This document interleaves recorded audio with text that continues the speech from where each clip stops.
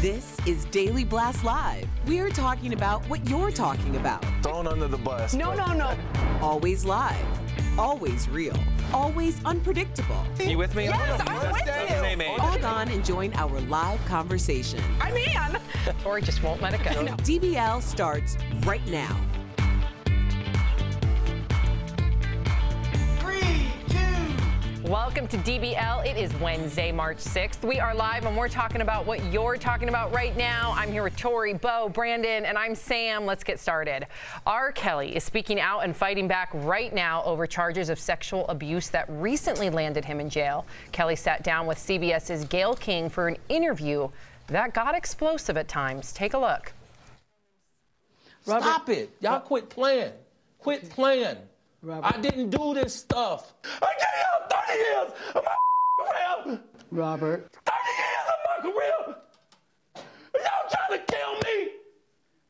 You killing me, man. Gayle King also spoke with two women who live with R. Kelly. They support him and have been estranged from their families. Here's a sneak peek of that interview that will be airing tomorrow. I'm crying because you guys don't know the truth. You guys are believing some facade that our parents are saying. This is all lies for money.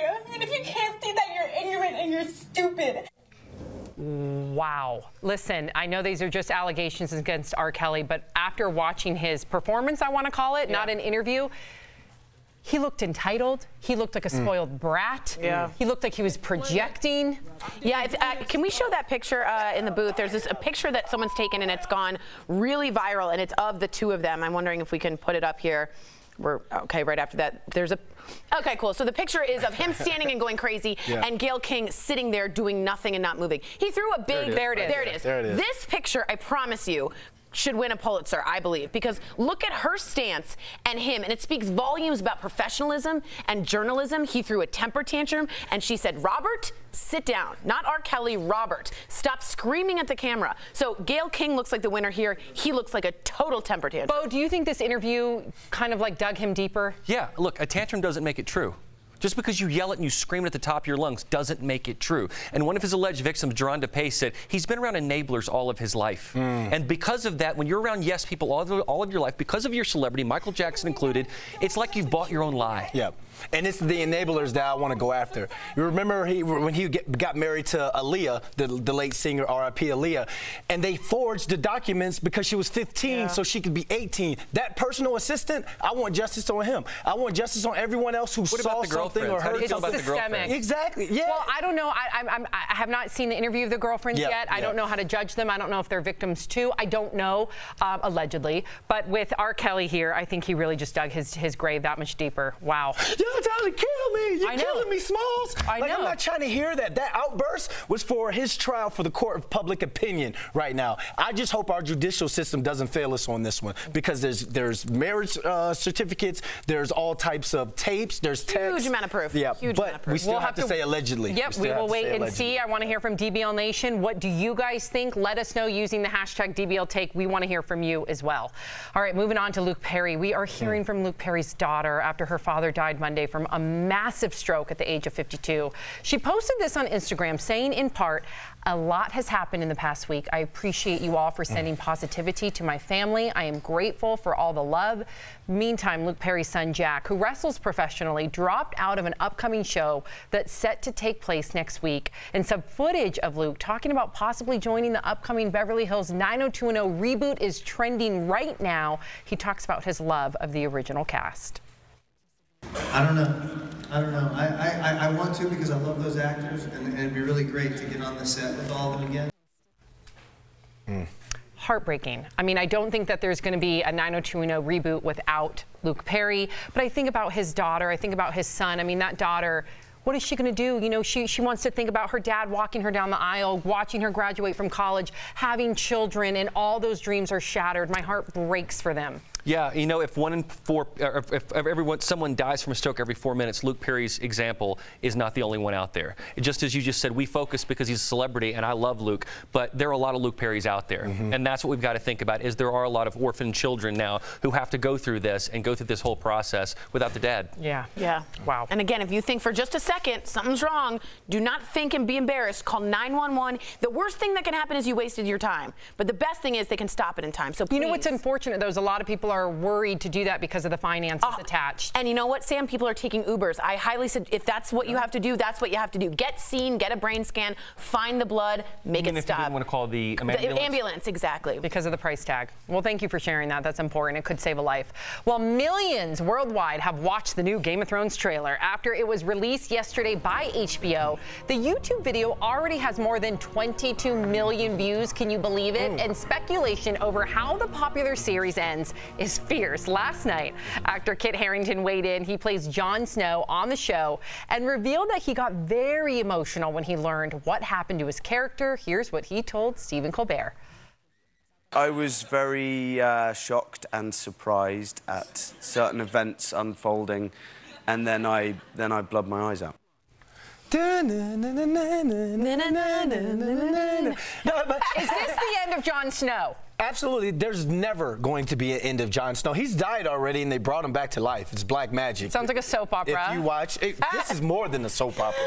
If you want to have a cult following, Game of Thrones has a cult following. But it just goes. I love that Bo and I watch Young and the Restless, and y'all watch Game of Thrones. Jon Snow, I think of John Black from Days of Our Lives. Right. I don't know who Jon Snow is. I know, but I feel like. Are we the losers for not knowing? I don't think so. I'm not going to call you losers. I don't know. The story's good. I'm just saying, once you get on that bandwagon and get on the dragon's back, you'll understand. It's really good show. It has good and evil. It's sort of like Star Wars. It's sort of the basic fighting between tribes. It's that good. I think so. Are you daunted by how many episodes you have to catch up on? Me too. Yeah, like True Detective, it's eight episodes of 1 hour piece. I can handle that. Yeah, I don't have to get in the binge. But once you're in the binge, you're in and you're loving it. Okay, I'm excited. All right, I feel it. I feel it. And you heard Luke Perry talk about how his cast is his family. Kit Harington kind of said the same thing. This show's been going on for 10, 11 years. He married his co-star. He married his co-star. It's a family thing when you're on these sets with these people. And for me, it was the locker room. Now it's you guys. I love you all. Bo, you all right.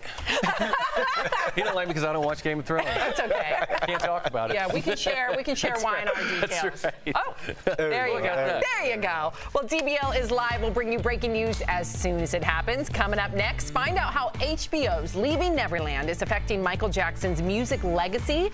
Plus, Emilio Estevez is back with an inspiring new movie. I sat down with him for a one-on-one interview to talk about The Public, and he shares his thoughts on being a part of the iconic Brat Pack. And you, the viewer, are our fifth host. A pair of first cousins are working to change Utah's law so they can be legally married. So should they allowed to be married? We're reading your comments coming up next.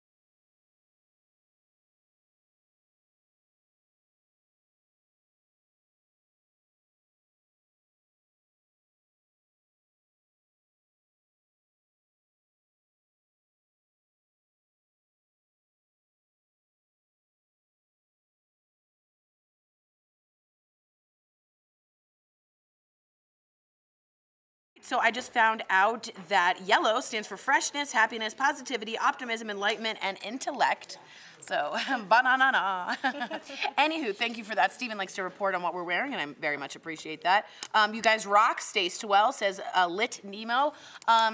Yeah, the idea of when I say take an ambulance to get there. The reason is, too, if you do call an ambulance, you get to have someone medically treat you at your house. You also, if you don't know this, it's interesting, if you go to the hospital without an ambulance, you go and wait in the emergency room. If you are taken in by ambulance, you are seen immediately. So if my mom's in real trouble, we skip it and go straight to that ambulance. You'll get seen by a doctor immediately. So I wanted to not push out or give you wrong information about that. My point on that, and I agree with everything that Tori's saying, obviously you can't put a price tag on your health. My point was, it's a shame that in this country we have so many people not rush to the hospital because of the fear that, oh God, I'm not going to be able to pay this hospital bill. Totally. That was the point. I mean, I have a girlfriend that just posted on Facebook. She's going through a number of different health issues right now, and she's a successful psychiatrist, and she is so worried about her mounting medical bills. And this is somebody that makes a lot of money. Yeah, think about people who don't. She's going in debt. And think about the people that don't. Exactly. Yeah. So interesting conversation. Talk to us about what you guys think. Tori. Yeah.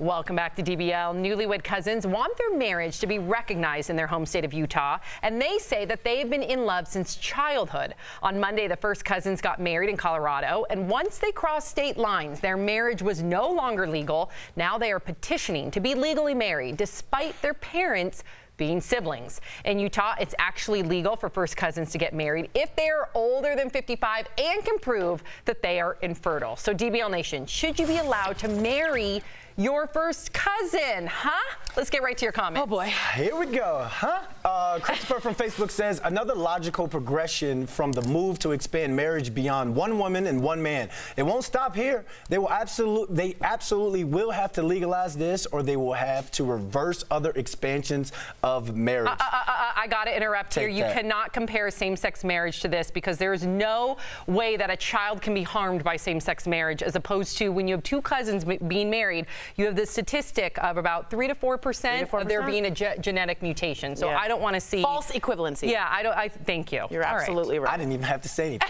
No, please do. No, Sorry. you dropped the mic. I'm not going to pick it up and drop it. You dropped it. Honey, all right, okay, take it. I'll drop the mic. She did. Spiros from Twitter says, other than legal problems, the biggest one is genetics. If they have kids, there could be some serious issues. There you go. Yeah, I come from a family with a genetic disease in my family. My mom is Gaucher's, and if my husband had, I'm a carrier of that, so I have half of a gene of it. If my husband had half a gene, our child would have a 25% chance, and that's just such a big risk. 3 to 4% might not sound like a lot, but it's a lot. I'm totally against this for the health of the child. Unless you say have a vasectomy or you're not fertile, which seems very weird, then I'd be okay with it. Other than that, on my end. Carl from Facebook says, wow, so many judgmental folks. Why not just be glad that two people are happy? So much sadness and hate in the world. Well, Carl, I think that I agree with you, and I think Brad Paisley probably agrees with you too, who wrote a song about this. Can I have a guitar, Dave? Yeah! Can we get some mood lighting? Yeah, let's do that. Here we go. Oh, after dark. Oh, after dark. Y'all listen. First date, first kiss, first taste loving. You were my first cousin. Yeah, that's good. We got in a little trouble. Ooh. With your dad, my uncle. Oh boy. 'Cause you were my first cousin. One more. In the backseat. What? Of that Regal. No. What we did was illegal. Oh boy. 'Cause you were my first cousin. Wait, this is a real song? Brad Paisley did a parody song about being first cousins. Parody. Yeah. Okay, but Brad Paisley still wrote it. But same guy who wrote Ticks, if you know the song, I'd like to I'm going to check you out for Ticks. Yeah, I look up to him, and this was a fantastic thought on our conversation today. And what is your opinion? I loved your song. Thank you for gracing us with your incredible talent. What's your opinion? I kind of think that you should be able to do whatever you want to do. I mean, I know in Utah we talk about, I know this is weird, but the libertarian in me says to keep the government out of your lives. What about it affecting children? Because that's bad I don't like that, but what if, Sam, you're willingly taking on that risk? But you're putting the state at risk for having children with defects. At some point, that's not good for government. It's more health care. It's more problems. But it's a 3 to 4% chance. Which is so still, through genetics, even two people that aren't related, maybe, just maybe, you would have a child with defects anyway, which you're willing to care for. Very true, but there's a higher level. I'm totally against it. All right. Interesting. Good conversation. We'll continue it. Fallout from HBO's Leaving Neverland is affecting Michael Jackson's airplay. Let's get to Raquel Villanueva. She has the news at the moment. Well, Sam, right now, radio stations worldwide are dropping Michael Jackson's music after HBO's Leaving Neverland aired this week. From Canada to New Zealand, stations are pulling his songs from rotation. In the documentary, two men claim they were abused by the late pop star as children. But his family is still coming to his defense. Paris Jackson is defending her father. The 20-year-old says she does not believe his accusers and she has not seen the documentary. She's also reportedly worried the film will affect her acting career. Oh, thank you, Raquel. It definitely should not affect her acting career. No, That's but not fair. Yeah, I completely agree. But I do have a problem with the Jackson family not watching the documentary. Again, as Erica so eloquently said, it's like you're speaking a different language if you haven't seen what we've seen, only to get to on the same page here. So do you think it's because they don't know or don't want to know? Yeah, I think it's that. I mean, yeah. Or they've met these guys before. You know, these guys have been around that family for a long time, so they know a little something more. But they haven't heard their story. Guys, that the family doesn't know that what happened behind closed doors. That it's when they say it's not the Michael I know. Is that possible? Yeah. Well, I think so. Yeah, but the Michael they know isn't the Michael behind closed doors. That's true. And that's what we don't know. That's a different Michael. Wow. Allegedly. Well, coming up on DBL, I sit down with Emilio Estevez, and today's Chatting with the Stars. Find out the nod he gives to The Breakfast Club in his new movie and what he says it was like growing up with a famous dad. That's coming up next.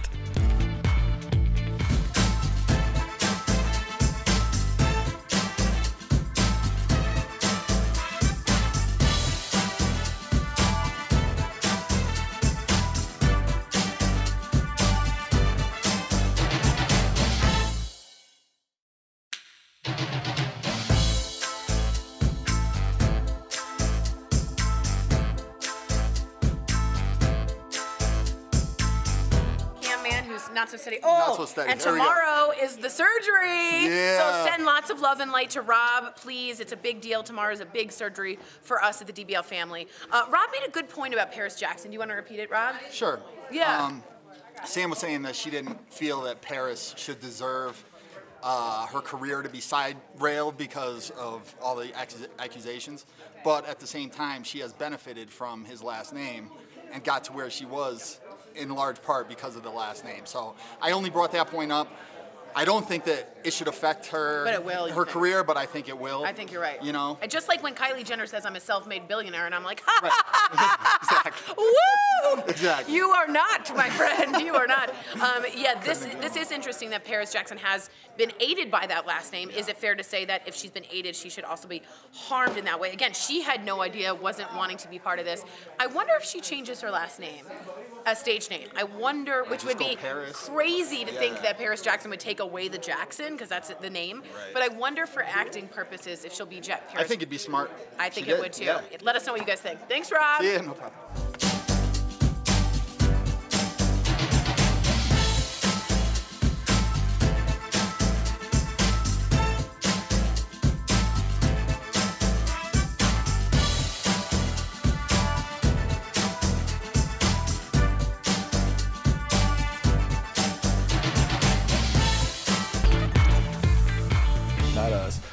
Welcome back to DBL. Emilio Estevez shot to fame in the 80s as a member of the Brat Pack, starring in unforgettable films like The Breakfast Club. Now, more than 30 years later, he's back in a library for his latest movie, but this time he's not serving detention.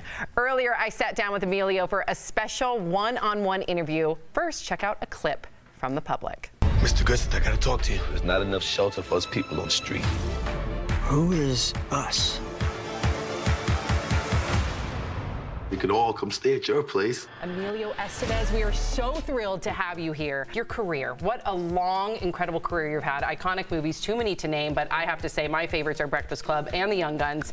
I have to ask, what do you make of being a part of the Brat Pack then? And what are your thoughts of being a part of that iconic group of the 80s today? Has it changed at all? The fact that that movie has transcended generations, that it's still relevant. Every single line. There's a Easter egg in this movie. There's probably the first 10 minutes because of the film. library? In the library. Yes. We're back Where? in the Which library. part? So there's a scene where there's a librarian reading a book to a group of children, and the book that she's reading is Ali Sheedy published a book when she was 11 years old called She Was Nice to Mice. I had no idea. And she's reading that book. Brilliant. A little nod to Ali, a little nod to the Breakfast Club. What did Ali say when you told her about this? Does she know? She said, "Oh no," she said, "I want a part in this. I don't want you to just put my damn book in there. I want a part." Yeah, you're the director. Come on, pull some strings. Right.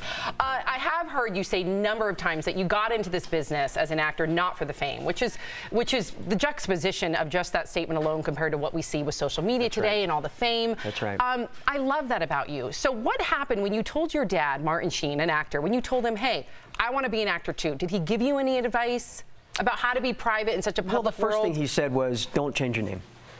And for a moment, I thought, well, if I go with the Estevez name, I don't really look Latin, and all the same things that my dad got pushed back on in 1958 when he decided to change his name.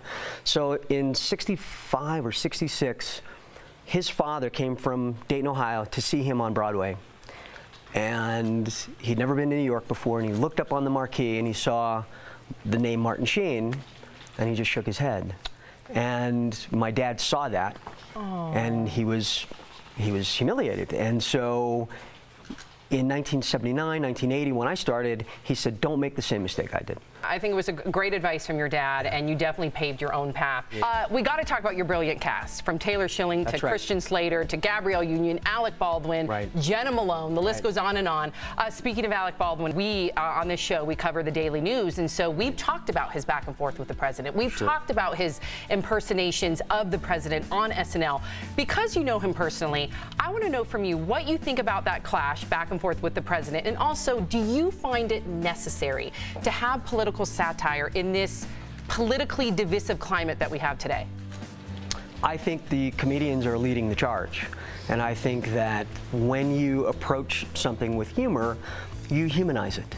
And I think that those who are critical of Alec, well, they lack that real center and that sense of humor. Come on down. Bring your scars. This is Detective Bill Ramsden. Sooner or later, you're going to have to open that door. They're not coming out of there unless we make them. I am not prepared to be in a standoff with a cop. You're the one who's always like, "Vive la resistance." This is bigger than riding the metro and getting organic food. So what do you hope that the audience leaves with when they leave after watching your movie? Well, recently there was an article printed online. It was a writer for Forbes, and he said, "Why do we need libraries? When we have Google, when we have Amazon, we don't need libraries anymore." And the pile-on was so intense by librarians and other individuals who just said, you know, here's why libraries matter. Here's why they're important. They're free for all. They are true democracy in action. So they were forced to take that article down after about 2 days. I go to the public library with my daughter for these free services they have, whether it would be story time or puppet shows, and I go in there and they're so crowded because so many people, that's their only resource. That's right. So there's so many elements on why we need public libraries. It was such an honor to speak with you. I want our viewers to know, because this is a very important movie for all of you to see. So right now it's being screened at different film festivals, but it will hit theaters April 5th. Make sure you go. Thank you, Emilio. It was so nice to meet you. Big fan of yours. Thank you. Appreciate it. I love that I reached out to grab his hand. I loved it. They were soft, and I held on tight. Yes, were they nice and soft? They were very soft. About the Estevez thing, about the last name. Isn't that interesting? So why would Charlie not also take Estevez? Now, that I don't know. I just know that Emilio at first was really hurt because he was like, I kind of want to ride on your coattails, even though he didn't need to. He wanted to benefit from the Sheen name. Yep. And when he saw the humanity that we learned about his grandfather, and then to take ownership of Estevez again, I mean, it's such a beautiful story. It's wonderful. You did a great interview. Thank you. Really good guy. Such a nice guy. Yeah. Great interview. We'll be right back. Promotional.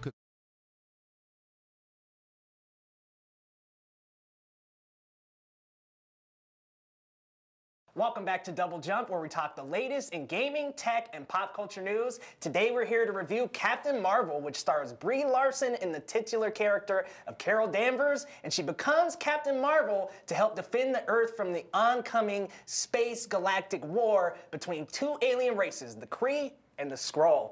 Chris, I'm going to you first, man. Give me the good, the bad, the great, the ugly, and it doesn't sound that good so far. No, this is a big old bag of so-so. Everything is just okay with this movie. There's so many missed opportunities. She was on a team of like super warriors that they could have had so many funny interactions with that, like Guardians of the Galaxy style. And you know, the only really good interaction that her character had was with Samuel L. Jackson. That was really good. Yeah, the back and forth was great. Mm-hmm. I didn't appreciate how they treated the Skrulls in this one. They're pretty much just peasant refugees when they're supposed to be a giant galactic empire. So yeah. The movie was just so-so. She wasn't that great.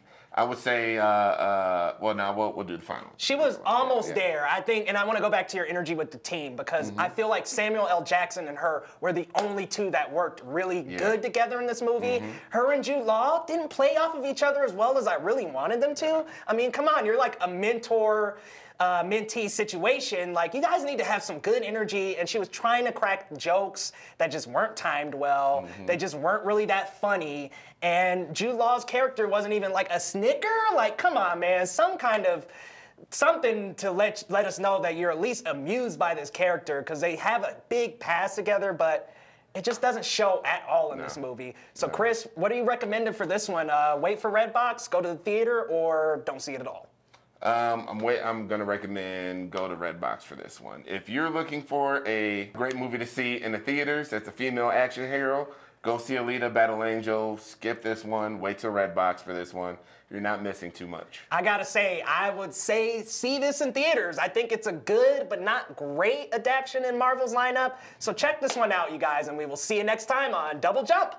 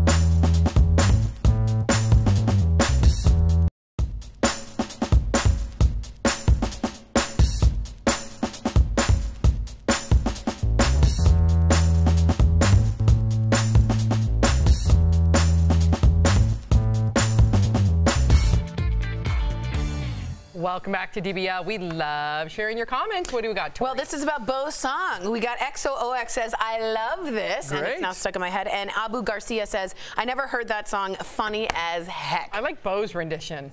Your voice would go, love it. I'm making up a vibe. It's like a little. I know. Can we remix? Can we remix this? Oh, do it. Go ahead, Bo.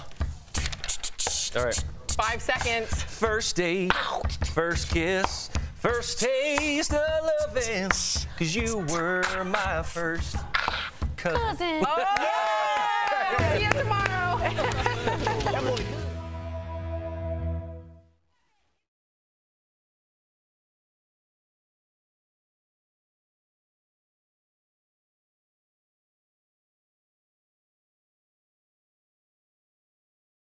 Guys, Kelly Schubert with the DBL Digital team here. Yes, I have something on my face. It is Ashes for Ash Wednesday, but that is not what this story is about. I want to tell you about a cruise ship nightmare that happened on Sunday night. This is coming from CNN right now.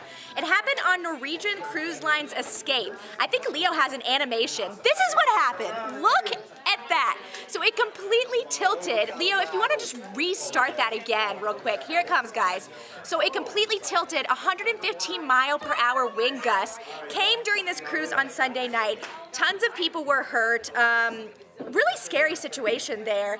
They're not saying how many people were hurt, which I think is a little strange. I would assume Norwegian is dealing with some lawsuits already, maybe. I'm not really sure.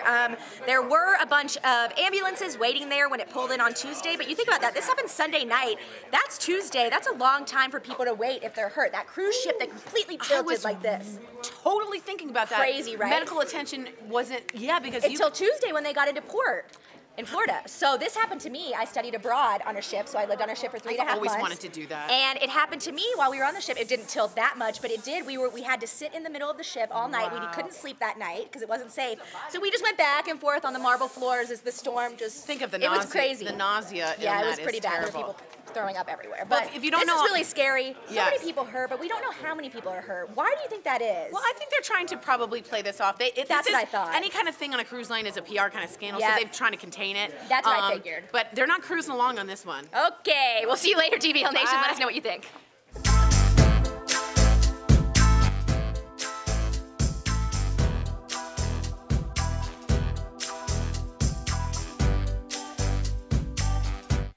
This is Daily Blast Live. We're talking about what you're talking about. Because everyone's talking about this. Always live, always real, always unpredictable. You think this hair just naturally stays like that? Log on and join our live conversation. I can't believe I'm saying this. I do agree with you. DBL starts right now.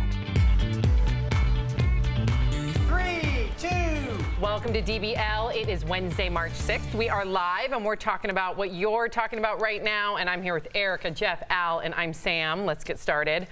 R. Kelly is speaking out and fighting back right now over charges of sexual abuse that recently landed him in jail. R. Kelly sat down with CBS's Gayle King for an interview that got explosive at times. Take a look. Stop it. Y'all quit playing. Quit playing. I didn't do this stuff. I gave y'all 30 years of my career. Robert. 30 years of my career. Y'all trying to kill me. You killing me, man. Wow. Gayle King also spoke with 2 women who currently live with R. Kelly. They support him and have been estranged from their families. Here's a sneak peek of that interview that airs tomorrow. I'm crying because you guys don't know the truth. You guys are believing some facade that our parents are saying. This is all lies for money. And if you can't see that, you're ignorant and you're stupid. Wow, Erica, you've been very candid about your thoughts about R. Kelly after the docuseries and even some history that you've shared on the show. What did you make of his response? I talked about, well, I guess it was last week that I said that in addition to his predatory behavior, he's quite juvenile. And you saw a temper tantrum. Yeah, like Big Mama would say, stop showing your ass. Yeah. That's what that was. I mean, here's the thing. So he asked for an opportunity to say his part, and then he completely becomes unhinged, disrespected Gayle King, was overly aggressive in a way that he should have just said what he needed to say, as opposed to putting on an entire performance. And as far as the 2 young ladies who will be speaking on his behalf tomorrow, listen, if you're over 18 and these are the decisions, everyone has chosen the wrong person, and we have absolutely paid the price for choosing the wrong person. Some prices are steeper than others, but if that's your choice, that's your choice. If you're over 18, let that be your choice. Al, I'm speechless. I really am. I not only did Erica hit the nail on the head that we witnessed a temper tantrum, but I think it only underscores the fact that he's surrounded by yes men and women, because clearly he's not used to anybody questioning him. Well, that's what we're seeing. We're seeing a man unravel before our eyes. That kind of temper tantrum, that kind of outburst with really, but he still was kind of guarded with his words. He didn't say anything like, he never said, I'm innocent. He just kept saying, you guys are trying to kill me. He's trying to make himself into a martyr because he knows that the people that he's lost, he's already lost. But he does still have a lot of people that believe him, as shocking as that is. And because of that, he's trying to talk to his base. And he's trying to say, look what they're trying to do to me. They're trying to get me for money. And he's trying to get those people that still are willing to lend an ear to him. And I think that we're going to see how this plays out. But I was looking at how Gayle King responded. She rose, man. And that is how Big Mama is like, are you done? Yeah. You know, she didn't go there with him. She allowed him. And it was. Look at it that was such photograph. Look at that. I mean, she is a picture just says 1,000 words, right? Queen of professionalism and poise. I agree. I agree with what everybody said. I'm not going to just sit here and repeat it. I mean, his actions speak for themselves from where he went after he was arrested. You know, everyone has their own opinion. Make your own opinion. I have mine, you know, and that's what it is. Yeah, and we'll definitely be talking about the interview tomorrow as well, so stay tuned for that. We are hearing from Luke Perry's daughter after her father died Monday from a massive stroke at the age of 52. She posted this on Instagram, saying in part, a lot has happened in the past week. I appreciate you all for sending positivity to my family. I'm grateful for all the love. Meantime, Luke Perry's son, Jack, who wrestles professionally, dropped out of an upcoming show that's set to take place next week. And some footage of Luke talking about possibly joining the upcoming Beverly Hills 90210 reboot is trending right now. He talks about his love of the original cast.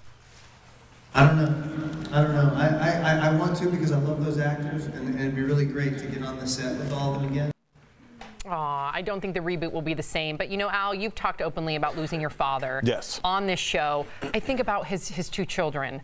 His daughter never being able to have her father walk her down the aisle if she chooses to get married, or have kids if she chooses to be a mom. All those milestones without her father. That's the hard thing. It's just, you know, when I hear you guys talk about, like, oh, I called my mom last night. Like, never take that for granted. You know, when Sophie does something or says, you know, her first really complete complex sentence, and you call your parents, like, never forget that that's a gift.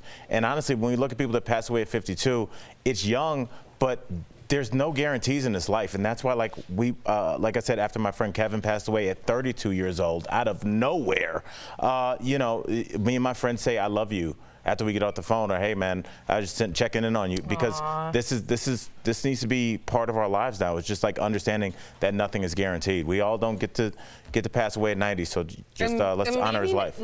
Thank you for that, and leaving a legacy of kindness and positivity, which I know is important to you. Yeah, and I always say that, you know, I've said it yesterday on the show, that's my goal in this life, is to have my family be proud of me, not where I end up career-wise, but I want to be a role model for my children, you know, so I think he's just that. His daughter actually doesn't even live in this country. I believe she lives in Africa. She made it in after she found out he had the massive stroke, so she was by his side. So that's a positive. I mean, it's sad seeing your dad like that, but saying goodbye, I think, means a lot. It's everything. I didn't get a chance to say goodbye, so yeah, it's a big deal. Yeah. Wow. Chime in, DBL Nation. We would love to hear from you as well, especially if you have personal anecdotes, just like our very own Al did.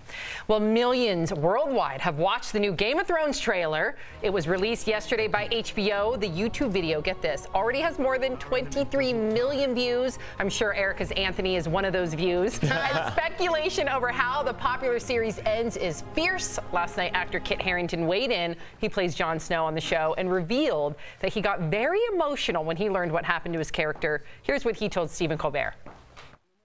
I was very shocked and surprised at certain events unfolding, and then I blurred my eyes out.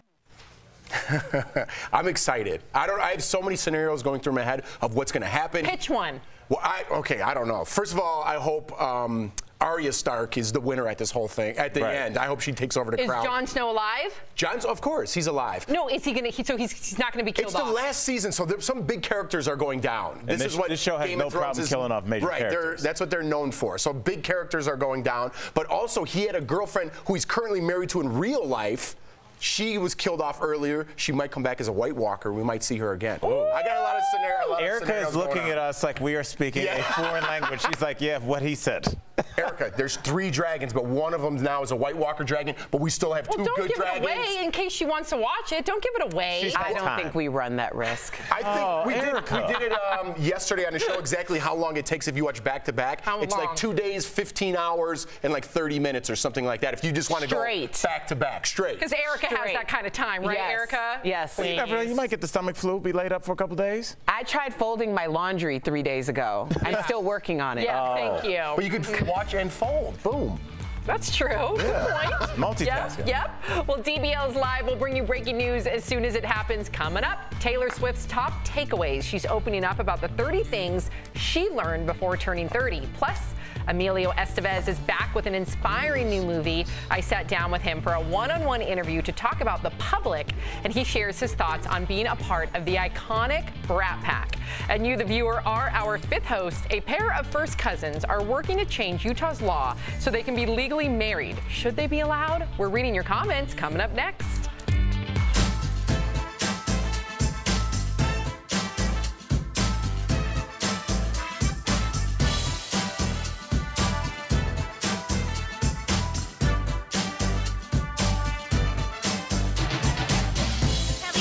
Digital team. I am tracking all the stories we're going to be talking about this hour. Let's take a look. First, Claire's is fighting back after the FDA says asbestos was found in 3 of their makeup products. That's scary. Stick around for that story. Next, Teresa confirms she will split with her husband if he's deported. Do you watch Real Housewives? If you do, I know you'll be interested in that story. And then also, the new Maleficent trailer is going to be released. Ooh, I'm excited to see that. Did you guys ever see the first one? And if so, did you like it? Let me know. Let's go to the table, though, and see what's going on. Hey, guys, what's going on over here? What's up? Happy Ash Wednesday. Do you wish people a happy Ash Wednesday? I think you can. Sharon and I were talking about this morning. I think you can. Yeah, why not? Look at you. Yeah. All right. So, being good. Jeff, I know you are a devout Catholic. Yeah. Now, do you do the Ash Wednesday or You did last year, right? I don't know. Did I? I thought you did. If I could get in there, I could do it. So I was going to go. Kelly texted me this morning. I was at the gym. Then I came right here. And then at break, I have a meeting. I was going to try to get in between my breaks. I have a meeting. And I was going to go after work. But we have another meeting. So it's going to be tough for me to get in there. But I'm giving up meat for Lent. And that's land animals. You're giving up Tori. That was the funniest thing. That was hilarious. Did you go shopping yet and get some of the No, but stuff? Sam gave me a bunch of tips on like some good protein faux meats. That literally tastes like a sausage. Because I know for him, he's going to want things to Taste kind like- of satisfy that hunger. Because I love barbecuing and grilling and you'll cooking. love these sausages. Beyond Burgers are fantastic. They're too meaty for me. I feel like they taste just like meat. And then the Beyond Burger sausages are like kielbasas. Yeah. And you put them in a hot dog bun with some onions. See, And, as long as I could get that. And I will say this, thing going. I think I told you I accidentally bought vegan sausage a couple months ago You and didn't even didn't know. realize You won't even until know the I looked at difference. the package, like I want to get this again, and I saw vegan in big letters. I mean, I definitely think that with the things that I tasted, I could slowly see taking that walk. Yeah, I just like just challenging. 1 day a week. I did it You know? last year, but I like challenging myself for 40 days. Yeah. That's cool.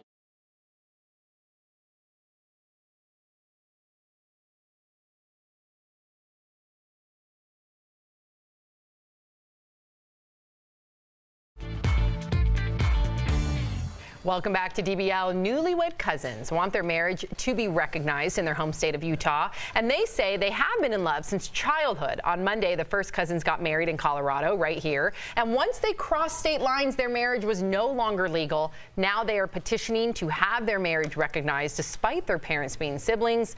In Utah, it's actually legal for first cousins to get married if they are older than 55 and can prove that they are infertile. So DBL Nation, should you be allowed to marry your first cousin? Man, we're taking it there, huh? Yes, All right, let's hey. do it, Sam. Jessica from Facebook says, British cousins have been married for centuries. It's true. It's nothing new. Well, It's Jessica, called the monarchy. It is called the monarchy. And Jessica, I do understand what you're saying. I think that there is a biological and scientific, thought to be had about this. I mean, when you stop with genetic recombination, when you stop getting new genes in, you start to see the deficiencies that we see in people that are, I don't want to use the term inbred. I don't know if that's offensive. I'm just for There's general a 3 purpose. to 4% chance Yes. that you'll get a mutated gene, it does increase. Right, which is a disability for that child. Right. Rebecca from Facebook says, not the best idea for the gene pool, and still, if they don't have kids, they're cousins. I don't personally agree with this. I think the significance of it being over 55 is very important, not only for infertility, but also for abuse of power. Yes. You have to consider that when you're in a family, you trust the elders in your family in order to guide you. And if there is some compromise of, let's say, compromise feelings, then I could see that being very bad for someone who hasn't developed the sense of knowing what they should and should not be doing. That's a whole nother aspect that I did not even consider. Yeah. All right, Diane from Facebook says, this ended because first cousins are too close genetically, and it's proven that their kids are more likely to have health issues. However, all this aside, I can understand that cousins have these feelings for each other. I'm not going to beat around the bush. I don't understand. This isn't 13th century England where you don't have a horse to get to the next town. You have a million dating apps. If you think you need to date your cousin, maybe something's wrong here. I've been traveling around the world. I've traveled around the world. I've been to villages where inbreeding, again, I don't know if that's a bad term now. We'll find out. I've seen the villages. I've been in the villages. It's not a good situation. It's not a good look. It's not a good situation. There's something wrong. It's not healthy.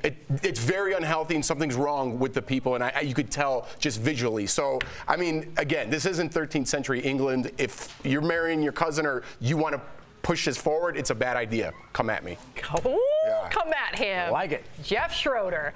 All right, let's get to this. Fallout from HBO's Leaving Neverland is affecting Michael Jackson's airplay. So let's get to Raquel Villanueva. She has that news at the moment. Well, Sam, right now, radio stations worldwide are dropping Michael Jackson's music after HBO's Leaving Neverland aired this week. From Canada to New Zealand, stations are pulling his songs from rotation.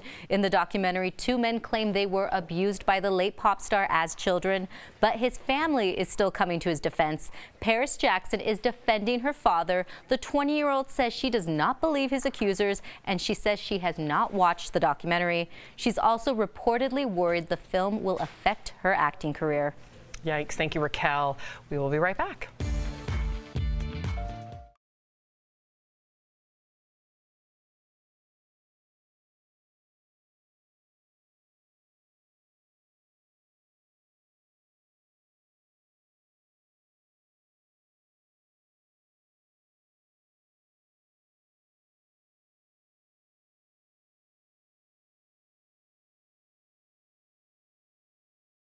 It's Raquel here in the Hub, and I have a story that is trending right now. And this is for anyone who went to Claire's as a kid or has kids that still go to Claire's. This kind of shocked me to hear, but the FDA says they have found asbestos in the makeup products, specifically the eyeshadows, the compact powder, and the contour palette. And right now, Claire's is going through a bankruptcy filing. It happened last year, and they are strongly denying this. They're saying the FDA doesn't have the correct evidence and that they're just flat out wrong. But if the FDA is urging them to pull the products and call a recall, it appears that this is kind of a serious issue going on. And I remember I grew up with Claire's. I always used their earrings, and my ears would get green sometimes. And that was like the one memory I had from Claire's, but I wouldn't stop because I liked the stuff and it looked so cute on. But then eventually they switched up and like went into products that I could use in my ears. And I just want to know, DBL Nation, is this something you believe, like FDA or Claire's? Let us know.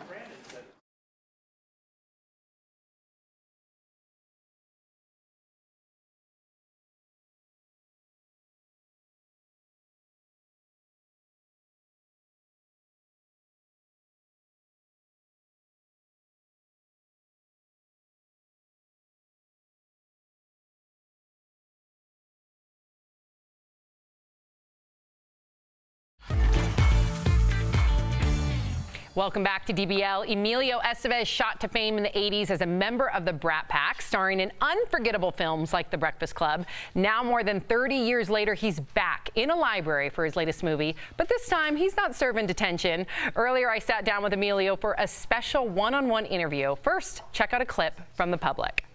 Mr. Griffith, I gotta talk to you. There's not enough shelter for us people on the street. Who is us?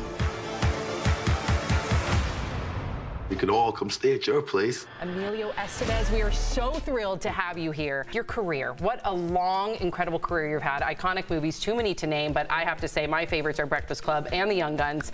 I have to ask, what do you make of being a part of the Brat Pack then? And what are your thoughts of being a part of that iconic group of the 80s today? Has it changed at all? The fact that that movie has transcended generations, that it's still relevant. Every single line. There's a Easter egg in this movie. There's probably the first 10 minutes Because of the film. library? In the library. Yes. We're Where? in the Which library. part? So there's a scene where there's a librarian reading a book to a group of children, and the book that she's reading is Ali Sheedy published a book when she was 11 years old called She Was Nice to Mice. I had no idea. And she's reading that book. Brilliant. A little nod to Ali, a little nod to the Breakfast Club. What did Ali say when you told her about this? Does she know? She said, "Oh no," she said, "I want a part in this. I don't want you to just put my damn book in there. I want a part." Yeah, you're the director. Come on, pull some strings. Right.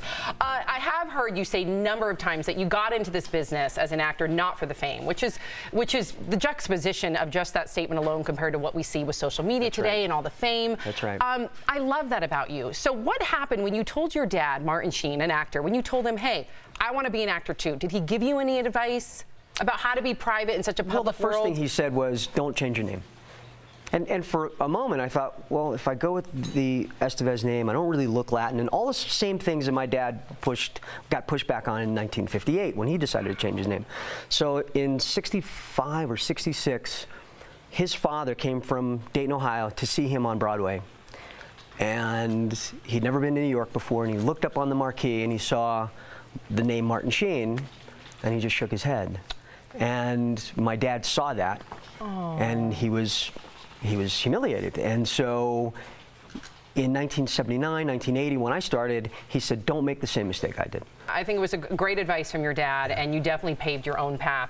We got to talk about your brilliant cast, from Taylor Schilling to Christian Slater to Gabrielle Union, Alec Baldwin, Jenna Malone. The list goes on and on. Speaking of Alec Baldwin, we on this show we cover the Daily News, and so we've talked about his back and forth with the president. We've talked about his impersonations of the president on SNL.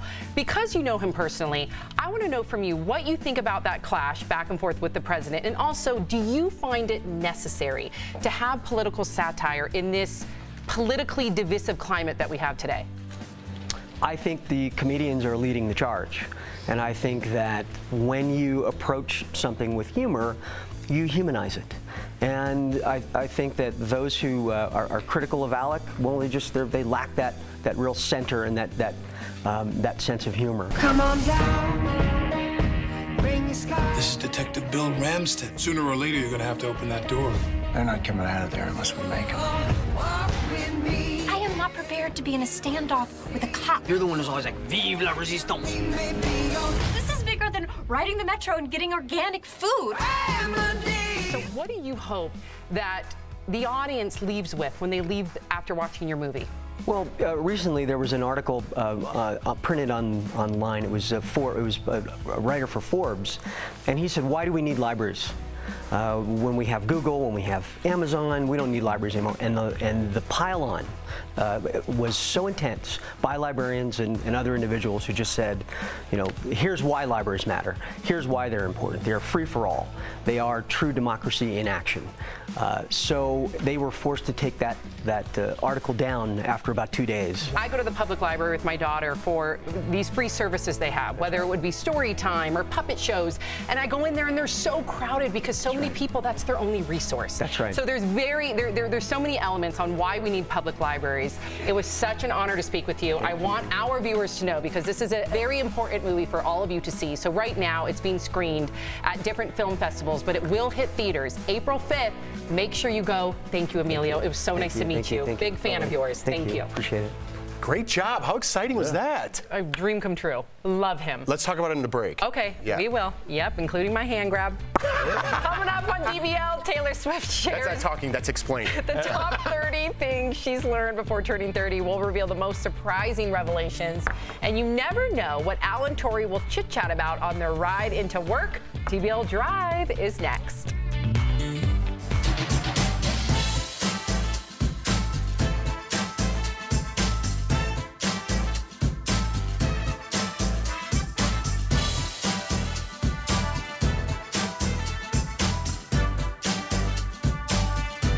So awesome interview. My favorite part was his name, because everyone knows that he's brothers with Charlie Sheen. His dad's Martin Sheen. Yep. But no one knows why. Isn't that incredible? That so yeah, in case you missed it or in case it like flew over your head, his grandfather was Estevez, right? So his father is Estevez Martin Sheen. It was Martin Estevez. Which I didn't know either. Yeah, and his father, when he you know, assimilated here and wanted to be, I guess, have a name that was less controversial back then, he went with Sheen. And he said it broke his grandfather's heart when his grandfather came to see his father, Martin Sheen, in Times Square or on Broadway in New York, and then looked up at the marquee, so proud of his son, and it didn't say Martin Estevez, it said Martin Sheen. And he said his father, still to this day, is like crushed when he saw how disappointed his father was. So Martin Sheen told Emilio, no, you're not gonna make the same mistake I did. But Emilio, what you did not see in the interview, went on to say he was so mad at his dad because he wanted to benefit from the Sheen name. His brother was already famous, he was a struggling actor, his dad was famous, and he wanted to walk into a casting director's office and have that on his side. Well, Yeah, he didn't need it because he did succeed in his own right, clearly. But yeah, what a great story. Yeah, I love that Yeah, story because yeah. a lot of people know, but no one. I didn't know that was his Me original neither. name. I did. That's. I thought Sheen was the original name, and he wanted to be his own man. Charlie's also Estevez. So is Martin, but they just didn't use it for their own acting purposes. You know, a lot of actors change their last names to be more like brand friendly. So yeah, kudos to Emilio, and what a nice guy. I was a little bit nervous because Which is even cooler. yeah, I was nervous because I was told he's very private, and he is. He's a private guy. He doesn't want a lot of attention on him. He likes to kind of fly under the radar, wears a little hat, but he was so nice and open and honest, and boy, like pleasantly surprised. God, the movies he's been in. Dude, Breakfast Club, Breakfast Young Club, Guns, I watched Young a million Guns. times. I've watched Breakfast. I could quote all of Breakfast Club. I mean, it's so classic. Mighty that morning Ducks, when you were doing the St. Mighty Elmo's Duck and stuff, Fire. when you were doing the interview, I was running late with the kids, and Jordan's like, "What's up?" I'm like, "Hurry up!" I'm like, "Emilio Estevez is in studio. I want to meet him." And we got here, and she's like, "Oh, he was so nice." And so nice. And I just blew it off, and I was like, didn't- "Damn it!" I didn't even ask to take a picture with him because I knew how private he was. And as I was leaving, he goes, "Wait, aren't we going to take a picture?" And I was like, it just meant so much to me. God, I love him. Quit He's showing such a great off. guy. You already Not had a good showing interview. off. It was a good interview because it was a good interview. Not because of me. I never think it's because of me. Because here's the thing. You really took that to the next level, that interview. Like Martin or Charlie. Well, never mind. I was going to make fun of you, but Listen, it was a good interview. I can't make fun thank of you. It has to do with the person on the other side of you. We all know in this business that you can interview some celebrities that are downright jerks. And it makes the interview terrible. So I give credit to him just being open, honest, and lovely. Speaking of interview, how long is this break? What's up? It is a long break. What's your favorite Emilio Estevez movie? Emilio! Mine's Breakfast What Club movie's and that Young from? Guns. Breakfast Club, Young Guns. What about you? Oh, wow. I was talking to the...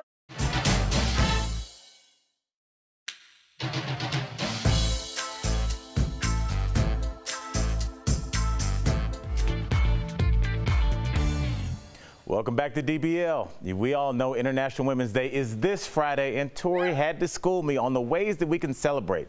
It's all right here in today's DBL Drive, presented by who, y'all? Hershey. That's right. Hey, Al. What's up? What's the most dangerous thing in the whole wide world? A woman with a book. Bingo! Coming up in a couple days is International Women's Day. And Is it women's or women's? Because it sounds like there's just one woman we're celebrating. That's a lot of pressure on For that one woman? Yeah. You know, there's a great line in Jurassic Park that Laura Dern says, and she goes, God created dinosaurs. Man creates dinosaurs. Dinosaurs eat men, and women inherit the earth. That was a long road. It's a long road. But we got there. It was a path, winding path. I'm a fan of the women folk, and everybody else should be too. International Women's Day is March 8th, and we've got some tips on how you can celebrate. Donate to your favorite cause, support women-run businesses in your community, and to celebrate the women in your life, get an auto protection plan with CarShield. CarShield protects their members from the high cost of auto repairs. Call 1-800-505-9619 for a free quote. Now that's some good conversation. Yes, and International Women's Day is coming up, and it's a big deal overseas, and I want to see it be a bigger deal over here. Yeah, it's really important. Just the hashtag alone, if you look at it, you're going to learn a lot of resources. And so, as Tori always says, knowledge is power. Check it out. Here's what's coming up next on DBL. Taylor Swift reveals the top 30 things she learned before turning 30. We'll reveal some of her most surprising takeaways. Then, an Uber driver is letting passengers customize their writing experience in hilarious ways. We'll show you his menu that's going viral right now. And in today's Copycat Kitchen, Tori shows us how to make Panera's famous broccoli cheddar soup at home. Will she fool our host? Find out when DBL returns.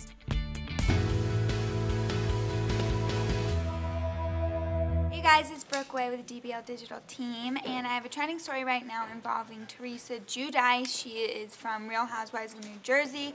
Apparently, she is saying she will not do the show anymore. She won't be working anymore if her husband is deported.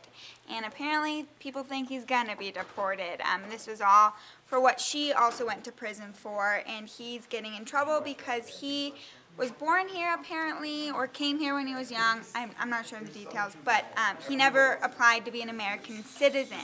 So basically, if you don't apply to be an American citizen and you're still working here, and you get in trouble like he did with her and their whole fraudulent situation, you can be deported. So she told Andy on Real Housewives reunion that she wasn't gonna do the show anymore if her husband sent away.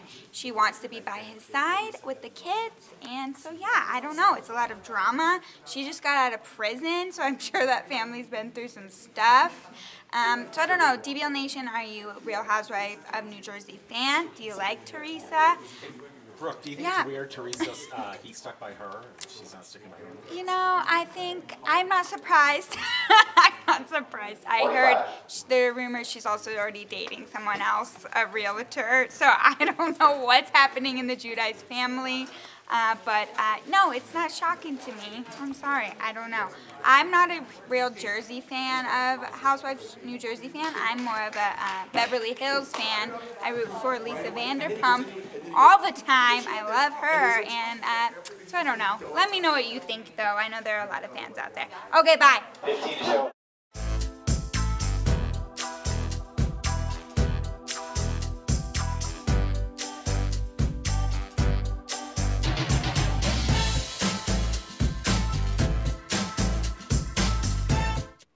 This is Daily Blast Live. We're talking about what you're talking about. Because everyone's talking about this. Always live, always real, always unpredictable. You think this hair just naturally stays like this? Log on and join our live conversation. I can't believe I'm saying this. I do agree with you. DBL starts right now. 3, 2. Welcome to DBL. We are live and we're talking about what you're talking about right now. Let's get started. Well, Taylor Swift is turning the big 3-0 this year, so to get ready for her birthday milestone, she told Elle magazine 30 things she learned before turning 30. Here are the 5 we found the most interesting. She carries QuikClot, that's Army-grade gauze, with her, which is for gunshot and stab wounds. She started doing this after the Manchester bombing and the Las Vegas shooting. Taylor was afraid to go on tour. She says it's her opinion that she believes the victims in cases of sexual assault. Taylor says her own sexual assault trial was, quote, a demoralizing, awful experience. Both her parents battled cancer, and her mom is fighting it again. She used to be anxious about daily ups and downs, but now she puts her energy into real things like her mother's disease. She also is realizing that being nice all the time isn't always a good thing. Her advice is to be like a snake and, quote, bite if someone steps on you. And she's discovered command tape, which I just learned from her. She said there would be way less holes in her walls had she known about this earlier. I mean, her 30 things under 30, I think, are remarkable. I think she padded that list a little bit. What do you mean? Well, she got down to command tape, Sam. That's what she took from. I'm sorry, it could be a whirlwind lifesaver. of command tape? Yeah. Sam, for holes in your wall? It's aesthetically pleasing to say 30 things I learned rather than 27. I think she's trying to be balanced here. So you learned the grave reality, really, that she has to carry that gauze with her, which is horrific. And then okay, the gauze is a lifesaver. Okay, how is a hole in your wall a lifesaver? Yeah, they can't exist in the same universe, Sam. Actually, you can have different terms of saying lifesaver. You can be a home expert. Yes, you could be talking about the candy, but that doesn't mean that they're both. You can be a home expert, be in your home, and be like, "Are you sick and tired of putting holes in your wall? Here you go. You no longer have to put holes in your wall." I'm about to save your life. It's also, you're right. It is a balance, Sam. It's a balance. You're letting her get away with It is a balance because you can think of at least 5 things in your life that seem like really tiny things, but they change the course of how you lived your life. And if you put it next to, well, I also realize that I'm a person who is of actual value, and then you say, bonnets, satin bonnets are the best thing that's happened to me in the past 5 years, it does look a little disproportionate. Erica, no one's ever said that. Now, I would say it. You would say satin bonnets are great. Satin bonnets have changed your life. Course. Yes, absolutely. I've never seen you in a satin bonnet, and I've seen you every day for 2 years. Al, how many women? Do you know what the cause of no edges are a lot of times? Sleeping on cotton pillowcases. Get yourself a satin bonnet and be a person of value. And some command tape. Now, I feel like I'm taking crazy pills. First of all, this was only 5 of the 30. This is just a snapshot. And those were 2 that you took? Satin bonnets and command tape save lives? Sam, I'm going to ask you, is there anything that you've learned that 20-year-old Sam did that 30-plus-year-old Sam now doesn't? Yeah, a lot. Like what? Do you want me to get out the scroll? No, I'm sure command tape is number 2. No, for me, honestly, it's not being late anymore, and it's me putting. I didn't realize. I thought it was kind of like not cute. It's so rude if you're late. Not cute, but like you're just showing up 15, 20 minutes late, and I realized like that really makes people mad. I really fixed that behavior because it's like, oh, it's Al, he's late. It's not cool. What's your tip? You put me on the spot? Yeah. What's your big tip? I just let that sit there for a minute. I don't know I have to think about it. There's a million. There's a lot of that. You said you've been positive since your 20s. You were kind of like an angry guy, and like you started listening to motivation stuff. For sure, yeah. So the last 10 years. I mean, I was That's a long time, man. Well, you got something? Yeah. All right, go for it. I remember you telling me, hey, Sam, do you want a real lifesaver? And you gave me a drop stop. And you said it will save my life in my car. Okay, first of all. Goodbye, everybody. Have a great day. I'm down with drop stop. I'm going to give you a reason why it will save your life. The drop stop will save your life. If you drop your phone, not if you have the drop stop, you can just grab it. If you go all the way down and you're like, this, boom, boom, dead. Yeah. Don't you dare. Drop stop saves lives. Don't you dare. Jeff, you never were like, hold on, there's a hole in my wall. Giving him a round of applause. Oh my God. We did the drop stop thing. Because I've had it in my car, haven't changed. I just went, dink, right back in your court, and you missed it. Okay. 2-man crew. Thanks, buddy. Drop stop. All right, you want to talk about holes in your wall? How does that save your life? Sam. I don't think we saved Wow, there's drop stop. Yes, we showed them love, and they sent us a bunch of drop stops. They did. Changed my life. All right, sorry, it does. I don't think Eric and I need to even respond. We're not going to. No, but I do think that Jeff should have a kickback on some of the sales that he's made for that company. What'd you just do for the satin bonnet industry? There's a lot of different satin bonnets. You can get satin bonnets on Amazon. You can get them on ericacobb.com. On any of the individual. I suggest you follow Natural Hair Girls because there are plenty of young entrepreneurs out there who are making satin bonnets because we are trying to save the curls and the edges. So yes, absolutely. If you are a woman who's trying to figure out why your hair has become increasingly brittle, you might want to see how you're sleeping at night, and satin bonnets will save your edges and your curls. I just feel like I watched an infomercial. We've given our pitches for our product. Why does command tape save lives? First of all, I haven't used command tape yet. I don't know if that's a real satin bonnet. That's not a satin bonnet. Hey. Booth. Not every bonnet that looks satin is actually a satin bonnet. That is a myth.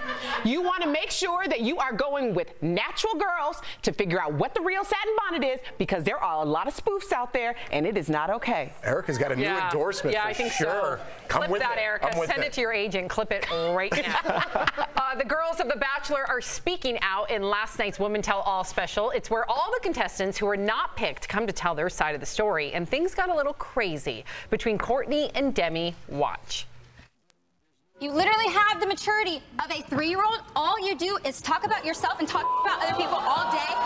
Go to timeout. Go to timeout, Demi. Whoa! Also, Bachelor Nation is saying that Hannah B will be the next Bachelorette. So that got us wondering, do these girls go on the show to find true love, or are they trying to jumpstart their careers? Let's go to our reality TV expert.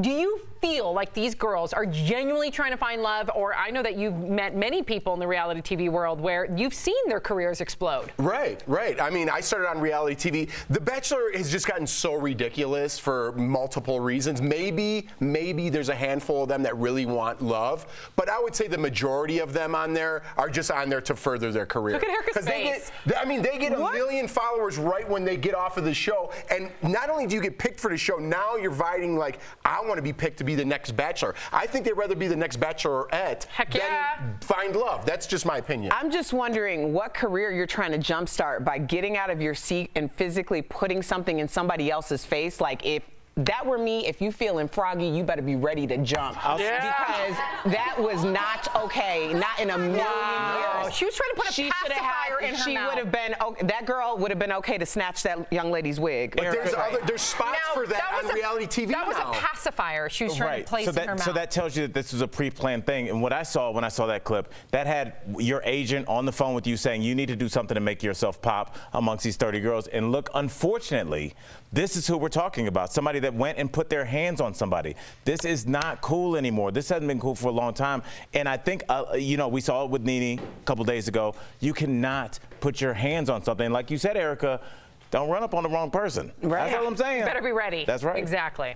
All right, well, have you ever left anything behind in your Uber? Maybe some headphones, your keys? Well, the ride-sharing company released its annual lost and found list, and some things surprised us, like a mannequin, 10 pounds of pulled pork and chicken, that might be Al, a Harry Potter wand, and a fish tank with a fish inside. I hope it was okay. And we have to give a shout out to an Uber driver in Seattle. Check out what he has for his passengers in his car. It's a menu that lists different types of rides. Passengers can pick what they want. There's the stand-up, the silent ride, the therapy ride, or even a creepy ride where the driver just stares at you in the rear view mirror.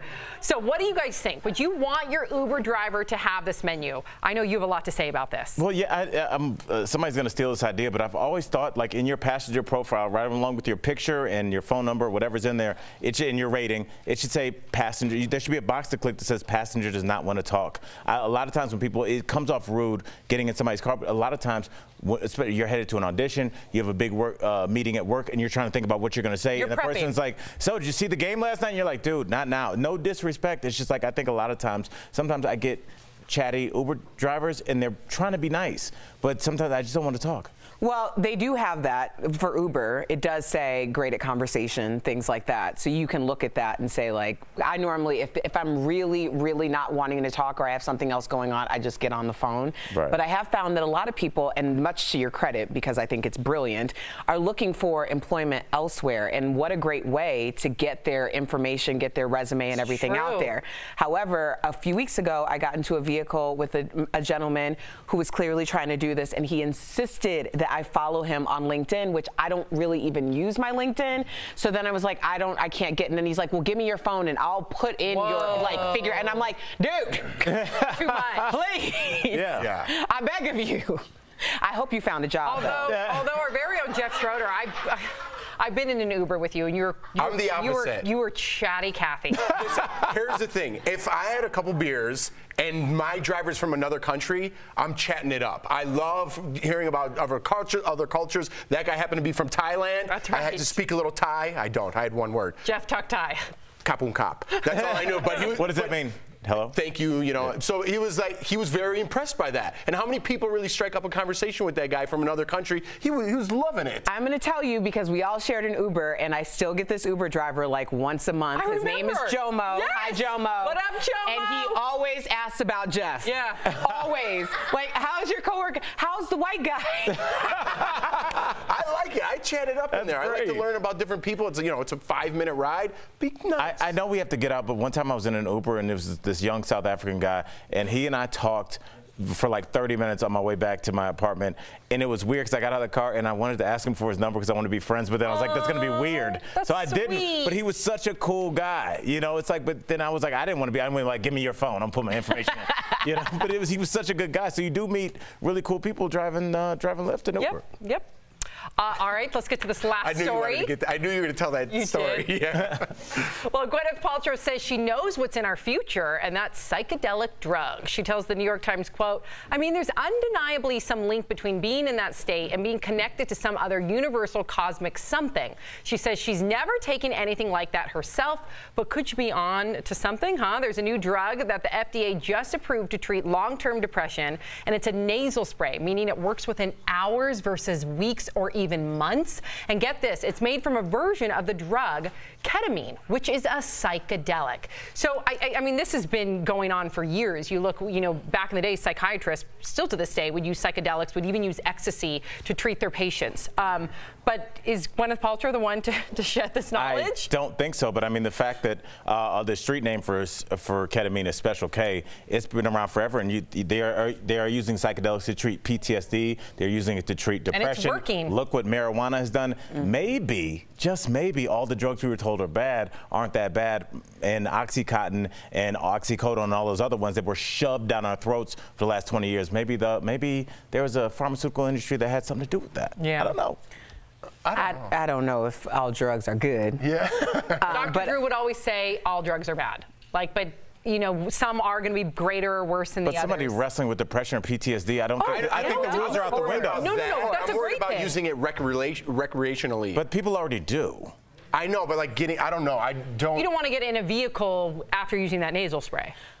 I do, but I mean, you don't want to get in a vehicle after using anything, but I do understand what she's saying. It kind of goes back to the idea of the truth comes out when you're drunk. It's really the idea of being able to let go of your inhibitions, and that means all of them, unfortunately, not just some of them, but some of them we do need to let go in order to be functioning humans, so we're not anxiety-ridden from the time that we wake up to the time that we go to bed. Erica, you think about what people are wrestling with depression. A lot of times it is repressed memories, and sometimes you need to take down those walls. For it to be instant instead of months, that's such a wonderful thing. Changes people's lives. Changes people's lives. Yeah. That's amazing. So let's see. We'll just do more studies. Exactly. Obviously, there's going to be studies, but you know, we got to try everything because there's people really suffering out there. Yeah, I love that Gwyneth Paltrow is the one that brought it to the table today. Yeah, that's my girl. You guys hate on her. I don't hate on her. I'm down. I got 2 subscriptions to Goop. You do I do. Yeah. No, he doesn't. Double fist and Goop. There you Coming go. up on DBL, meet a man who was in the right place at the right time to save a life. Don't miss this powerful Heart Threads. But first, it's our Copycat Kitchen. Learn how to make Panera's broccoli cheddar soup at home when DBL comes back.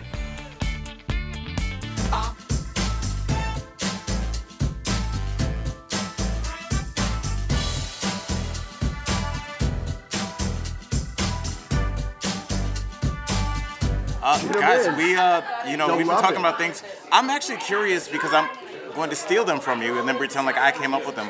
Honestly, what are some things that have really changed for you in your 20s and 30s, whether they be, we were joking around with something like command tape. For me, honestly, this sounds crazy. I put everything in my phone. If I have to call Sam at 3 o'clock, I'll have a reminder at 2:45 because there was I don't know what it was, but I just thought it was kind of cute or like whatever to be late or forget to call somebody, forget to follow up.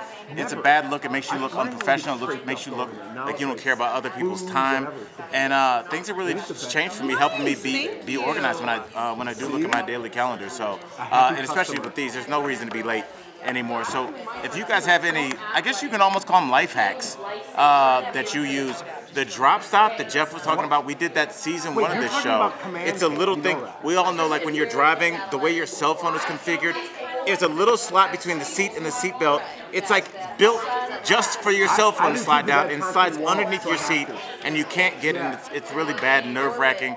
And Jeff was right. People do reach down there and try and get it.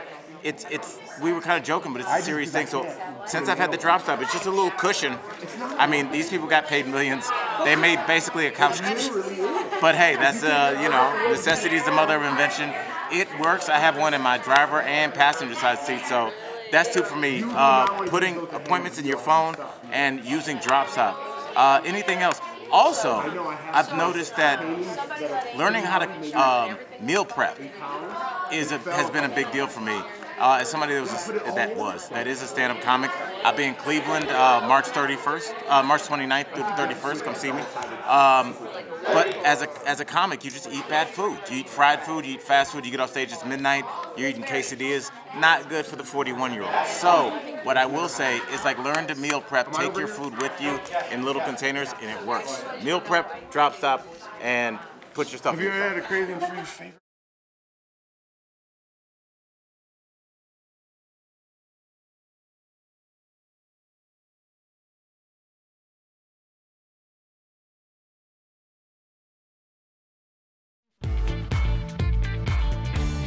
Welcome back to DBL. Have you ever had a craving for your favorite restaurant but don't want to leave the house or break the bank? Well, we've got you covered in this edition of Copycat Kitchen. Check out what Tori is cooking up. Today we're going to show you how to make Panera Bread's broccoli and cheddar soup. Now it's one of the restaurant's most popular items, but we're going to show you how to make a copycat version. First step, saute half of a chopped onion in 4 tablespoons of butter. Next step, take your flour, sprinkle it like fairy dust, 1/4 cup, and saute it over medium heat for 2 minutes. Next, for the good stuff, take 2 cups of half and half.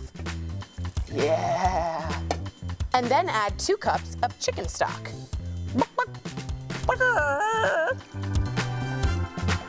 Now for the veggies. You want to take 3 cups of chopped broccoli and pour it in. Next, take 1 cup of matchstick carrots. And if you're feeling spicy, add a dash of nutmeg, or as I like to say it, Nutmeg Ryan. Now, just take the whisk out, turn it to low, and put the cover on it. Now you want to let it rest for about 25 minutes on low heat until the broccoli and the carrots are tender, like my love for the DBL Nation. Now the cheesy part. Remove the lid, grab 2 cups of shredded sharp cheddar. Now throw in your salt and pepper, and we'll find out if this is a true copycat.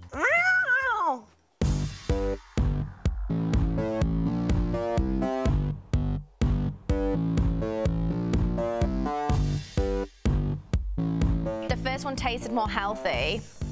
I like it. It tastes the same. I'm going to say B is the original, A is the copycat. So do you feel that A and B are the same, or is one a copycat and one is the original? A is the original. I believe the first one is the original. Okay, because I think whoever made the second did it to be nice and gave more cheese. A is the copycat version that I made. So you got it wrong. But I appreciate the support. Meow. Great job, Nutmeg Ryan. You can find the full recipe on dailyblatslive.com and write in with a recipe you'd like us to copy. We'll be right back.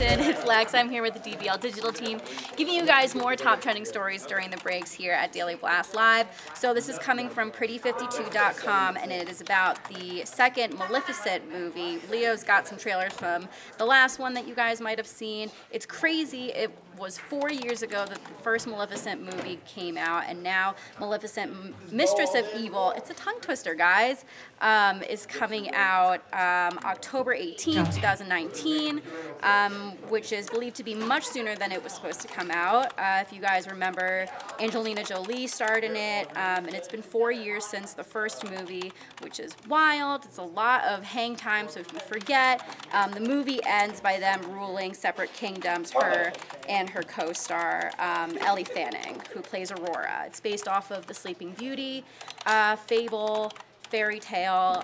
It's super dark from what I've seen. Really, really dark movie.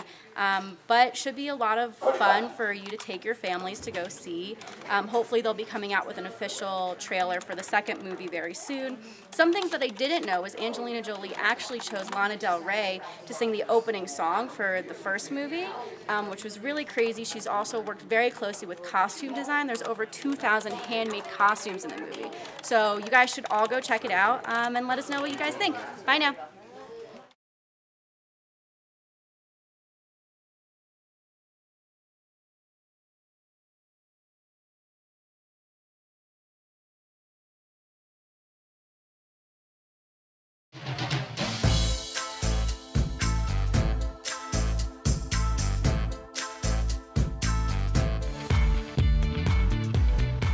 Welcome back to DBL. I'm Bo Davidson.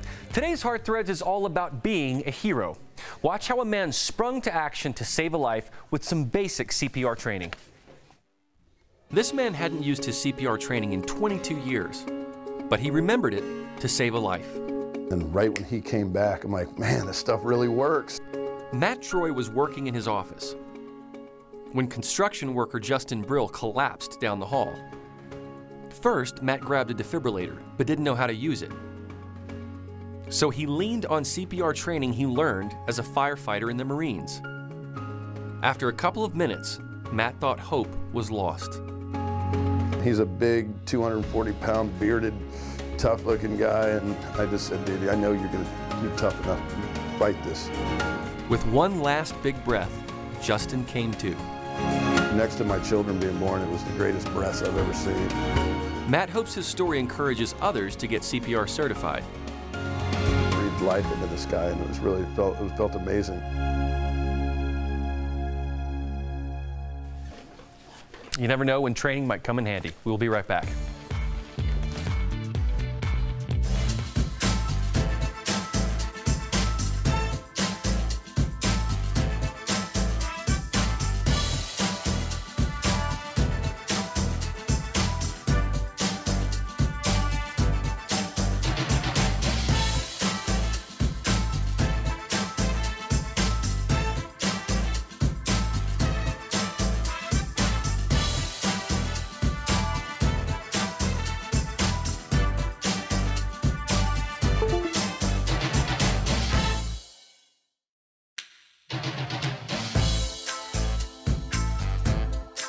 Hey guys, it is Wednesday, which means it's hump day, which means the weekend is on the horizon. Woohoo!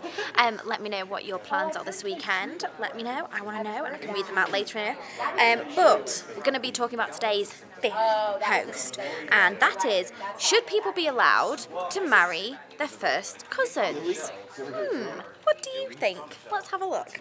So Mark Matten, watching in Knoxville, says, personally I think it's a little too close to the nicest thing and a wee bit too weird for my tastes.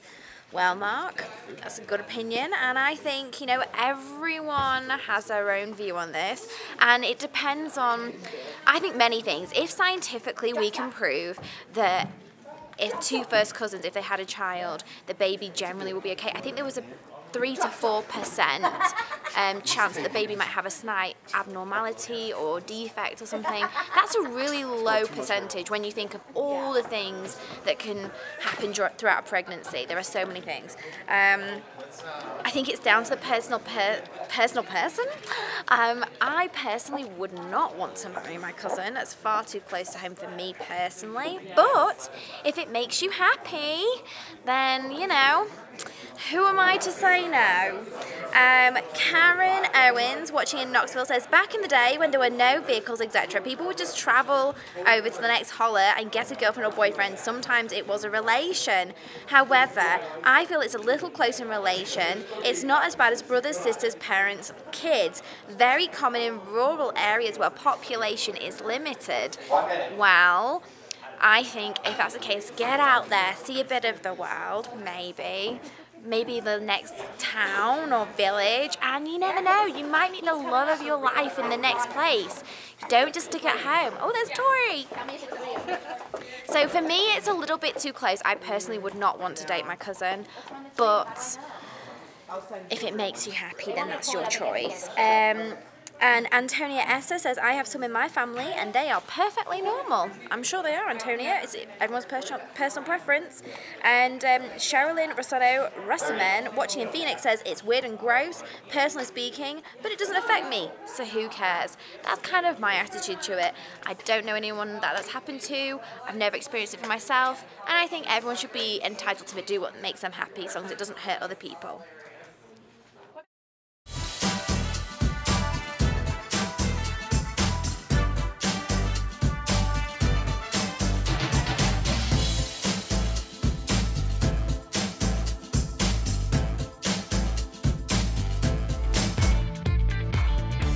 Welcome back to DBL. We love sharing your comments. What do we got, Erica? Yes, Rebecca on YouTube says, you go, Erica, I'm buying a satin bonnet.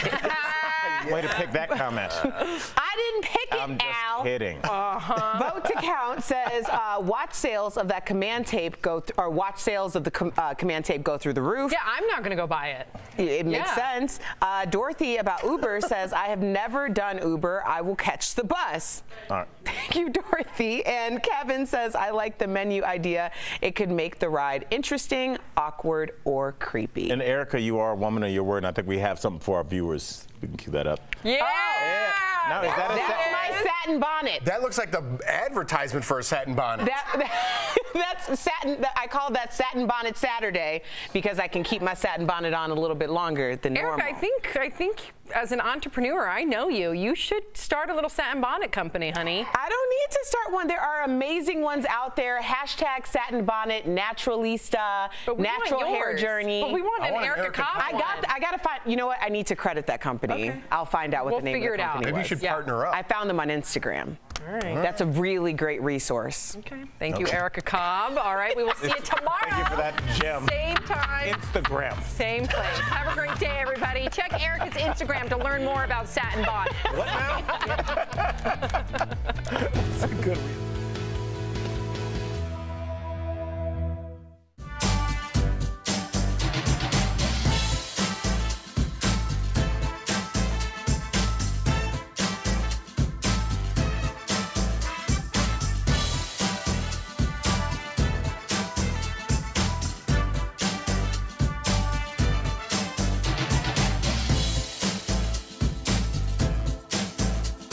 Kelly Schubert, the DBL Digital team here. I'm gonna go over to the table. We're gonna talk. Wait, even if they say we. Jeff's coming over here. He's coming over. What's up? Jeff, we're talking Drop Stop. Last time we talked about Drop Stop on the show. I wish I invented Drop Stop.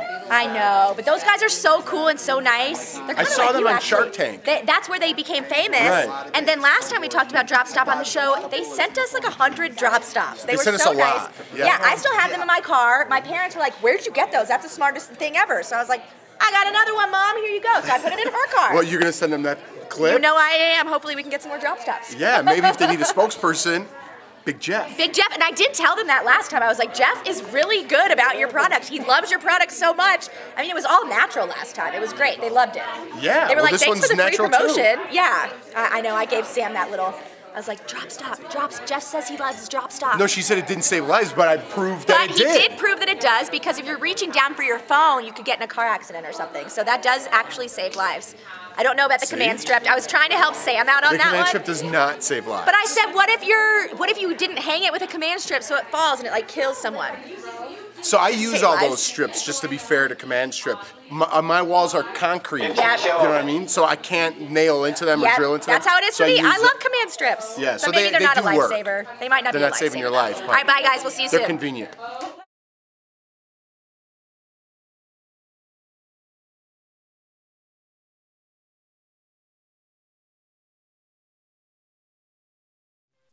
This is Daily Blast Live. We're talking about what you're talking about. Because everyone's talking about this. Always live, always real, always unpredictable. You are totally off base here. Log on and join our live conversation. I can't believe I'm saying this. I do agree with you. DBL starts right now. 3, 2. Welcome to DBL. It is Wednesday, March 6th. We are live and we're talking about what you're talking about right now. I'm here with Tori, Jeff, Al, and I'm Sam. Let's get started. R. Kelly is speaking out and fighting back right now over charges of sexual abuse that recently landed him in jail. R. Kelly sat down with CBS's Gayle King for an interview that got explosive at times. Watch. Stop it. Y'all quit playing. Quit playing. I didn't do this stuff. I gave y'all 30 years of my career. Robert. 30 years of my career. Y'all trying to kill me. You killing me, man. And Gayle King also spoke with two women who currently live with R. Kelly. They support him and have been estranged from their families. Here's a sneak peek at that interview airing tomorrow. I'm crying because you guys don't know the truth. You guys believe in some facade that our parents are saying. This is all lies for money. And if you can't see that, you're ignorant and you're stupid. Wow. Let's go back to R. Kelly because he's the individual that is facing the charges, right? Not these two individual women. Tori, I saw somebody projecting desperation. I know these are just allegations, but to me, that response made him look all the more guilty. Yeah, he threw a big boy temper tantrum. You just saw a really bad temper tantrum. And what you saw from Gayle, if we can show my favorite picture I think I've ever seen, this picture will become iconic. You see Gayle sitting there, the height of professionalism. She doesn't move a muscle. And as you kept watching, she says, Robert, not R. Kelly, Robert, sit down. I don't want you yelling at the cameras. She mommed him, and she should have. He looked like a child. He looked guilty. He looked like a temper tantrum. Bad look for him. And I think Sam, you said you saw something when you watched that clip. I thought that was really interesting. Yeah, listen, I saw someone that was very angry and projecting, and a lot of defensive. A lot of people who are supporters of Brett Kavanaugh are not going to like that I'm saying this, and this is just my opinion. But I did see the same thing in Brett Kavanaugh. I saw someone that was entitled, in my opinion, someone that was defensive, someone that, in my opinion, was projecting. That, to me, is more behavior indicative of guiltiness. That's just my opinion here. And you could say the same thing for R. Kelly or for Brett Kavanaugh, what I'm about to say. R. Kelly seems to be surrounded by yes men and women, very entitled. I don't know if anybody's ever checked him. Clearly, we're watching a man unravel because the world that he knew, this protected bubble that he was in, where he was openly doing things, alluding to things in songs, that bubble is now gone, and now he's feeling oxygen for the first time, and it's really jarring for him. And as we talk about somebody that has been accused of being in a state of arrested development, or that reaction appears to be somebody around 9 to 11 years old. That's a 9, 10-year-old. That's what it is. I mean, we've all had disagreements with somebody, but has that ever happened, Jeff? No, I mean, not to defend Brett Kavanaugh to the equation, he was literally on trial. R. Kelly, this has been going on for decades. This was his chance to explain himself, and this is how he comes off? I mean, this wasn't a trial by any means. Gayle King was giving him a chance to tell his side of the story, and he goes off like that and then brings his 2 living girlfriends. Listen, to each their own, do what you want. I'm a family man. I'm a one-woman man. Having that, bringing your 2 girlfriends isn't exactly a great defense either. You didn't think it helped? Me personally, I do not think it helped. Yeah, not a good look. Yes. Yeah. And again, yes men around. If you have one person, but maybe leave the girlfriends at home. Maybe not do the interview, Al. How about you don't do the interview? I don't think his attorneys, I don't think anybody in his life is telling him no, Tori. Get a new, I hope he gets a new attorney. We will see about that.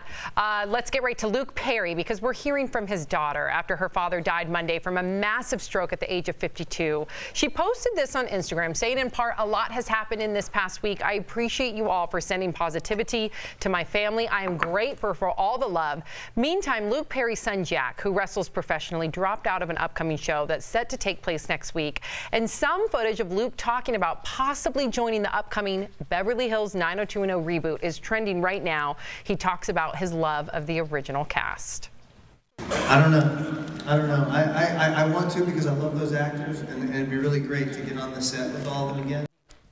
Wow, I don't think the reboot is going to be the same, Tori, without Luke Perry. I just don't. But I think about his kids. I think about how the children are not going to have their father there for such big milestones in their life, and that breaks my heart. Yeah, I think it's very difficult when you hear from the kids. I wonder if the 90210 reboot could include his kids, or do something where the Perrys Depends follow. if they're actors. I know. Maybe they don't want the limelight. I know, but I think I feel like the cast would want to come together only because over this tragedy. But I agree, it'd be very weird if Dylan McKay was missing. And Al, you've been very open on the show. You've lost your father. You talked about it to our DBL Nation. What are they going through right now?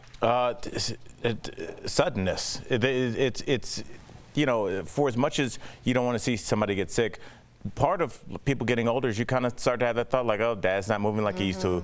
And, you know, you see 65, 75, 85, and you can kind of prepare yourself. You can even talk to your kids about things that might be happening in the next couple of years.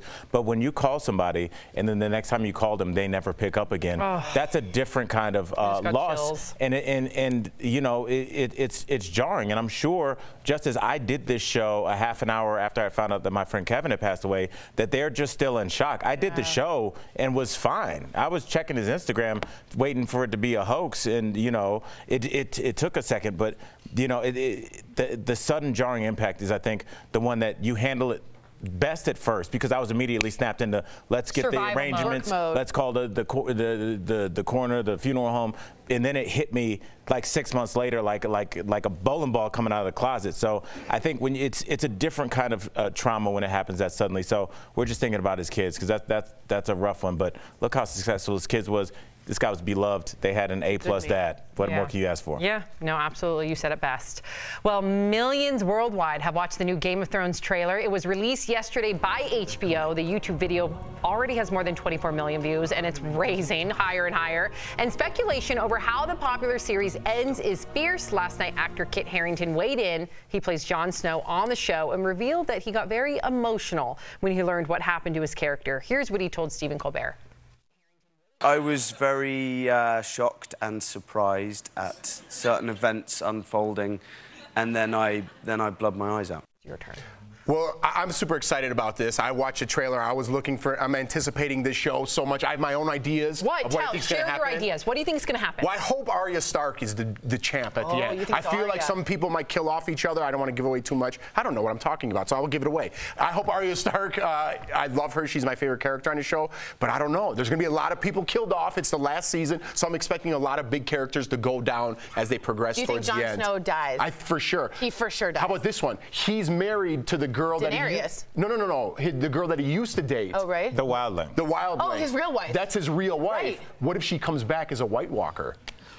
Oh, I got some spoilers. Someone just said what? Yeah, see, I'm blowing people's minds. All right. I'm speculating. Chime in, DBL Nation. Do you agree with Jeff or not? Good. DBL's Live will bring you breaking news as soon as it happens. Coming up, Taylor Swift's top takeaways. She's opening up about the 30 things she learned before turning 30. Plus, Emilio Estevez is back with an inspiring new movie. I sat down with him for a one-on-one interview to talk about The Public, and he shares his thoughts on being a part of the iconic Brat Pack. And you, the viewer, are our fifth host. A pair of first cousins are working to change Utah's law so they can be legally married. Should they be allowed? We're reading your comments next.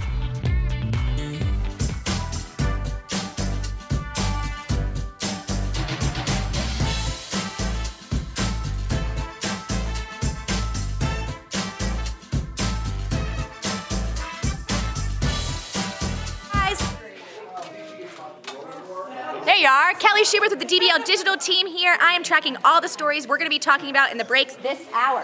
First up, Paris Jackson is standing by her father despite allegations. I think Raquel is talking about that in the show as well. And next, people who wait for Christmas all year are smarter and happier.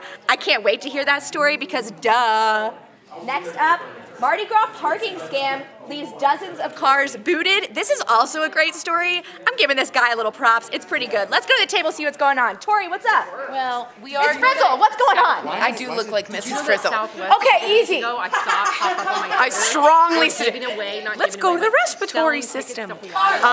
Carlos. So Jeff's theory, which I thought was really smart, actually just got burned. No pun intended. By Dread Eye 757 says, sorry, Jeff. They burned her body at the wall. So Yeah, that was good. Was a good call. That was a good call. When I was thinking about it earlier, because I watched the trailer, I was like, I wonder if they burned her. Because if she's burned, she's gone, I feel like. Yeah, because I don't know. That was the whole war. If I'm going over your head, I'm sorry if you're not a Game of Thrones fan. But yeah, remember that was that big war between the wildlings. Right, the wildlings and Jon's. The Night's Watch. So I forgot if they burned her or So not. they did. But remember, Jon Snow has come back to life. Perhaps can you White Walker as someone who's burned to death? Could you That's asking too much. They're dragons here, okay? Someone said. Let's not get crazy, Tori. I don't think dragons are that far out when you consider like pterodactyls. When you think about dinosaurs, when you think about big whales today, giraffes. Think about all the animals today that if they weren't created on our planet, we would never think crocodiles. You would be like, what? So how is a dragon that different than like a bearded dragon? How about Bigfoot? Someone said, Mitch Hedberg thinks that Bigfoot is just blurry, and that's the problem. That Predator.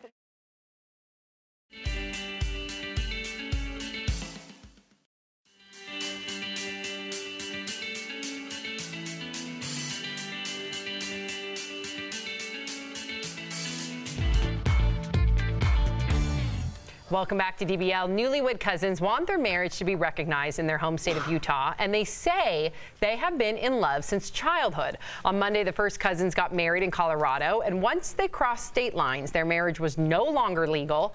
Now they are petitioning to have their marriage recognized despite their parents being siblings. In Utah, it's actually legal for first cousins to get married if they are older than 55 and can prove that they are infertile. So DBL Nation, should you be allowed to marry your first cousin? Get right at it, Al. All right, Sam, let's get to this. People are fired up. All right, Antonia from Facebook says, my family is no stranger to this, and everyone is perfectly normal. Yes, Antonia, in a perfect world, that's how we'd like it, but it does increase the chance of genetic mutations that could be bad for the child. And obviously, we as adults, especially with children that aren't here yet, we have to make sure that we advocate to make sure they get here safely. So it is a concern. I'm glad everything worked out for your family, but it's not going to work out like that for everybody statistically. Altamise from Facebook says there's a bazillion people in the world who are not your cousins, so why not give them a try first?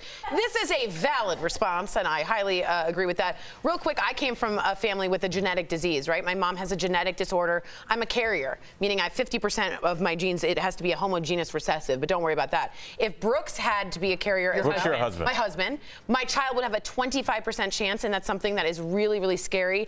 Even a 3 to 4% chance is really, really scary. I am totally against this. I think this is absolutely wrong. Maybe you could talk to me about second and third cousins. First cousins, I'm out. All right, speaking of second cousins, Wendy from Facebook says, I was adopted and still ended up marrying my second cousin by blood. It happens. Wendy, I want to hear more about this story, how you were adopted, but then somehow ended up with a blood relative. Okay, so we're talking about first cousins here, Wendy. So I don't know. I just think there's so many other people in this world. We're not in 13th generation England where you need to take a horse to the next town to find someone you love. You know, there's apps. But wait a second. There's apps that you could use. You've spoken. Please communicate how you've seen this firsthand. Well, I don't want to say where exactly I was because I don't want to offend anybody, but I've traveled around the world, and I was in this one particular village where I was, and honestly, talk about genetic mutations. Aww. This village was not in good shape. The children were. It was generations of inbreeding, and I don't know if that's a bad term right now. And you could visually see it, unhealthy. mentally hear it. It was not a good look, and I just there's so many other people out there. It's not fair to those kids. Yeah. No, there's so many other people out there. Yeah, it's nice to hear your firsthand experiences. Yeah. I think people need to understand that part of it. Well, fallout from HBO's Leaving Neverland is affecting Michael Jackson's airplay. Let's get to Raquel Villanueva. She has the news at the moment. Sam, right now, radio stations worldwide are dropping Michael Jackson's music after HBO's Leaving Neverland aired this week. From Canada to New Zealand, stations are pulling his songs from rotation, and in the documentary, 2 men claim they were abused by the late pop star as children, but his family is still coming to his defense. Paris Jackson is defending her father. The 20-year-old says she does not believe his accusers, and she has not seen the documentary. She's also reportedly worried the film will affect her acting career. Oh, that's sad. I hope it doesn't. We'll be right back.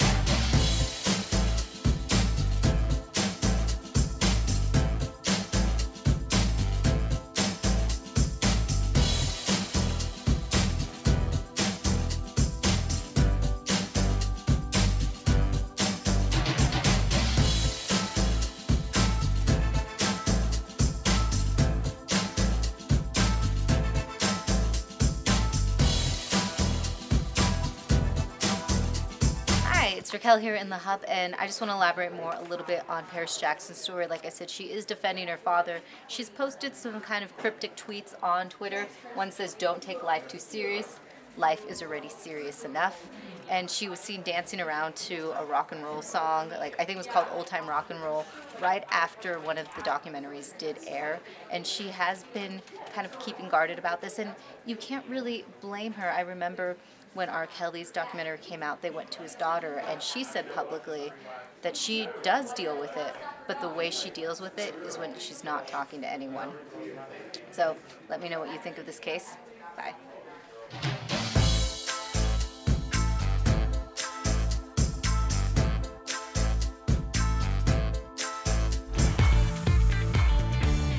Welcome back to DBL. Emilio Estevez shot to fame in the 80s as a member of the Brat Pack, starring in unforgettable films like The Breakfast Club.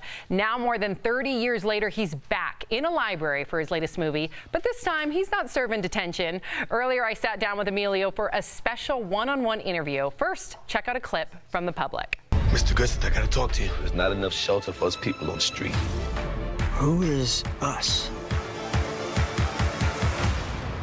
We could all come stay at your place. Emilio Estevez, we are so thrilled to have you here. Your career, what a long, incredible career you've had. Iconic movies, too many to name, but I have to say my favorites are Breakfast Club and The Young Guns.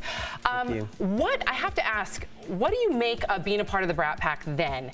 And what are your thoughts of being a part of that iconic group of the 80s today? Has it changed at all? The fact that that movie has transcended generations, that it's still relevant. Every single line. There's a Easter egg in this movie. There's probably the first 10 minutes because of the film. library? In the library. Yes. We're back in the library. Part? So there's a scene where there's a librarian reading a book to a group of children, and the book that she's reading is Ali Sheedy published a book when she was 11 years old called She Was Nice to Mice. I had no idea. And she's reading that book. Brilliant. So a little nod to Ali, a little nod to the Breakfast Club. What did Ali say when you told her about this? Does she know? She said, oh no, she said, I want a part in this. I don't want you to just put my damn book in there. I want a part. Yeah, you're the director. Come on, pull some strings. Right. I have heard you say a number of times that you got into this business as an actor not for the fame, which is the juxtaposition of just that statement alone compared to what we see with social media today and all the fame. That's right. I love that about you. So what happened when you told your dad, Martin Sheen, an actor, when you told him, hey, I want to be an actor too? Did he give you any advice about how to be private in such a public world? Well, the first thing he said was, don't change your name. And for a moment, I thought, well, if I go with the Estevez name, I don't really look Latin. And all the same things that my dad got pushed back on in 1958 when he decided to change his name. So in 65 or 66, his father came from Dayton, Ohio to see him on Broadway. And he'd never been to New York before, and he looked up on the marquee and he saw the name Martin Sheen, and he just shook his head. And my dad saw that, and he was humiliated. And so in 1979, 1980, when I started, he said, don't make the same mistake I did. I think it was a great advice from your dad, and you definitely paved your own path. We got to talk about your brilliant cast, from Taylor Schilling to Christian Slater to Gabrielle Union, Alec Baldwin, Jenna Malone. The list goes on and on. Speaking of Alec Baldwin, we on this show we cover the Daily News, and so we've talked about his back and forth with the president. We've talked about his impersonations of the president on SNL. Because you know him personally, I want to know from you what you think about that clash back and forth with the president, and also, do you find it necessary to have political satire in this politically divisive climate that we have today? I think the comedians are leading the charge. And I think that when you approach something with humor, you humanize it. And I think that those who are critical of Alec, well, they lack that real center and that sense of humor. Come on down. This is Detective Bill Ramsden. Sooner or later, you're going to have to open that door. They're not coming out of there unless we make them. I am not prepared to be in a standoff with a cop. You're the one who's always like, vive la resistance. This is bigger than riding the metro and getting organic food. So what do you hope that the audience leaves with when they leave after watching your movie? Well, recently there was an article printed online. It was a writer for Forbes, and he said, "Why do we need libraries?" When we have Google, when we have Amazon, we don't need libraries anymore. And the pile-on was so intense by librarians and other individuals who just said, you know, here's why libraries matter. Here's why they're important. They're free for all. They are true democracy in action. So they were forced to take that article down after about 2 days. I go to the public library with my daughter for these free services they have, whether it would be story time or puppet shows, and I go in there and they're so crowded because so many people, that's their only resource. That's right. So there's so many elements on why we need public libraries. It was such an honor to speak with you. I want our viewers to know, because this is a very important movie for all of you to see. So right now it's being screened at different film festivals, but it will hit theaters April 5th. Make sure you go. Thank you, Emilio. It was so nice to meet you. Big fan of yours. Thank you. Appreciate it. What a nice guy. What a great interview. Thank you. It was such a good interview. He was so open and honest. Yeah, and he's right. Libraries are the idea of democracy in action. What a beautiful way of putting that. Yeah, he's a smart guy, kind, and can I say iconic? Very iconic. The name thing is what I loved most. I mean, the story's great, but Never the name knew that. thing, everyone knows who his dad and his brother is, but I didn't know why he changed his name. Yeah, all of their names is Estevez. He's the only one that kept it. See what I just said? I didn't know why he changed his name. He's actually the one who didn't change his name. Exactly. Yeah. Exactly. All right, well, coming up on DBL, Taylor Swift shares the top 30 things she's learned before turning 30. We'll reveal the most surprising revelations. And you never know what Al and Tori will chit-chat about on their ride into work. DBL Drive is next. Promotional consideration. All right, hey guys, you're chiming in a lot on this fifth host question, which has to do with first cousins marrying, so let's go ahead and rattle a couple of them off. Kathleen Pelegi, are we intentionally trying to destroy the human race in any small sense of morals that may be left? Nora Deaver, if two men can marry and two women can marry, who has any right to say anyone else can't marry? Well, Nora, I would say that the response to that by some would be that they're not producing children biologically, because the children is where it really comes in. I think that's why it has been illegal in a number of different states, is because you can produce a baby with deformities. Now we're talking about a 3 to 4% rate here, so there's an argument to be made that you reproduce with anyone and you still could have the possibility of genetic deformities. I think if the two people are willing to have children, knowing that there could be a birth defect, I don't know if that's necessarily abuse or neglect, but they are willing to take the risk. The same way, you know, if you know you're predisposed to a certain genetic condition, like I just did 23andMe, for instance, and you find out whether you're predisposed to certain things, certain illnesses, certain cancers, Alzheimer's, Parkinson's, things of that sort. So I don't know. I mean, like I tend to be a little more libertarian on this and saying, you know, well, if you're going to allow, who's to say who you can love and who you can't? You know what I mean? So I understand the thought process on that. Debbie Christensen, are they practicing for April Fool's Day with this? Otherwise, this is nuts. Okay, I appreciate that comment. Camille Dempsey, there is a valid reason for close kin not to marry, ask anyone in the medical field. That's kind of the logic behind most of this, is that the medical field will say that it can create a child with deformities. This has been going on for a long time, though. If you go back to dynasties and inbreeding from a lot of the royal dynasties of England, of Asia, so this has been going on, and despite the medical advice, people wanted to keep the bloodline pure. So that's why I guess people have been doing that. It's just an interesting conversation to have, because you have to think about, well, if, like someone said, if you can have two men get married, two women get married, this is in Utah, where polygamy was once legal, and apparently it's not now. Can you say that you can't get married to multiple people? Can you say you can't get married to a tree or to an animal? I mean, if it's your choice to do so, should the government completely stay out of marriage altogether? Which is a valid point. Like Ruben Garcia says, if that's what makes them happy, but it's not for me. Exactly. If that's what makes them happy, if the government stays out of it and doesn't dictate to us who can marry and whom you can marry and how you can marry and all of the above, then so be it. All right, let's see here. Carol Gazelle, no, I believe that evidence shows that intermarriages like this can often result in babies with deformities. That's what I just said. Yeah, exactly. Let's see here. Moving on to Kevin Ing. I'm interested to see how Riverdale and 90210 are going to deal with Luke Perry's passing. I feel that 90210 might do a special tribute episode before this series officially starts. You know, this is heartbreaking because I think Luke Perry was a very well-liked guy, and I actually, as someone who was not a big fan of 90210, might have watched just for him in this new reboot. So it's really a shame. You guys probably know I'm a big fan of The Masked Singer.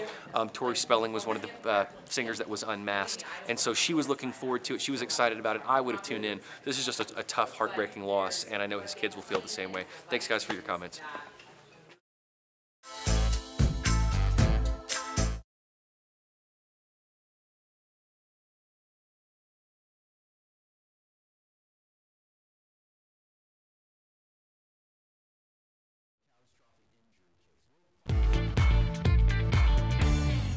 Welcome back to DBL. We all know International Women's Day is this Friday, and Tori had to school me on the ways that we can celebrate.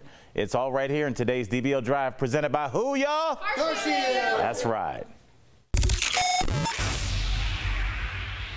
Hey, Al. What's up? What's the most dangerous thing in the whole wide world? A woman with a book. Bingo! Coming up in a couple days is International Women's Day. And is it women's or women's? Because it sounds like there's just one woman we're celebrating. That's a lot of pressure on that woman. For that one woman? Yeah. You know, there's a great line in Jurassic Park that Laura Dern says, and she goes, God created dinosaurs. Man creates dinosaurs. Dinosaurs eat men, and women inherit the earth. That was a long road. It's a long road. But we got there. It was a winding path. I'm a fan of the women folk, and everybody else should be too. International Women's Day is March 8th, and we've got some tips on how you can celebrate. Donate to your favorite cause, support women-run businesses in your community, and to celebrate the women in your life, get an auto protection plan with CarShield. CarShield protects their members from the high cost of auto repairs. Call 1-800-505-9619 for a free quote. Yay! International Women's Day. If you're leaving us right now, you can still watch us live on Facebook and YouTube. Here's what's coming up next on Daily Blast Live. Taylor Swift reveals the top 30 things she learned before turning 30. We'll reveal some of her most surprising takeaways. Then, an Uber driver is letting passengers customize their riding experience in hilarious ways. We'll show you his menu that's going viral right now. And in today's Copycat Kitchen, Tori shows us how to make Panera's famous broccoli cheddar soup at home. Will she fool our host? Find out when DBL returns.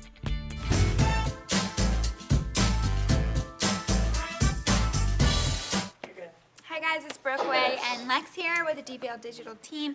We have some trending stories right now. Lex, do you love Christmas? I do love Christmas. Yeah, I me do. too. I love Christmas. Who doesn't love Christmas? I know. Some people really don't, like Grinches don't. Shame. Yeah. Shame on them all. I was just eating Jimmy John's again. I'm sorry. I have probably meat in my teeth. It's fine. But this story is from Absari.com. It's called Inner Splendor is the site. I've never heard of it. But anyway, apparently there's studies out there that say if you love Christmas and you wait for it all year round, you're a happier person. Okay, I agree with that. I would say that, like, people that are into Christmas and have that Christmas cheer. I know Kelly Schuberth here, she is obsessed with Christmas. She loves it with all her heart. She does have a very exciting personality, regardless of the whole Christmas aspect, but yeah, I feel like it's working for her. It is. It says they talked to a lot of psychologists in the article if you want to read the full thing. There's reasons for it. I guess planning for Christmas and just thinking about it releases dopamine in your brain, which is a happy feeling. Oh, that's sweet. So, yeah, I don't know. I'm excited for Christmas every year. I think it's just growing up, getting excited about it is still around. Yeah. I don't know. Spending time with your family and friends, a lot of people being off school, taking off work. There are a lot of things to get excited about, even if you don't celebrate Christmas. Yes. Which I technically don't. No. I know there's Christmas in July coming up, so maybe we'll celebrate that. I don't know. DBL Nation, write us in, let us know. Do you celebrate Christmas in July? Are you happy? Bye.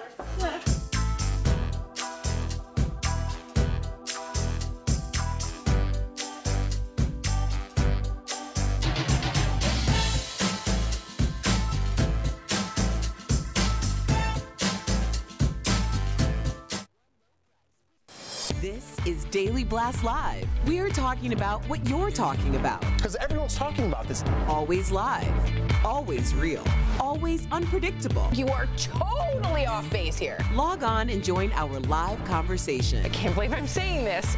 I do agree with you. DBL starts right now. 3, 2.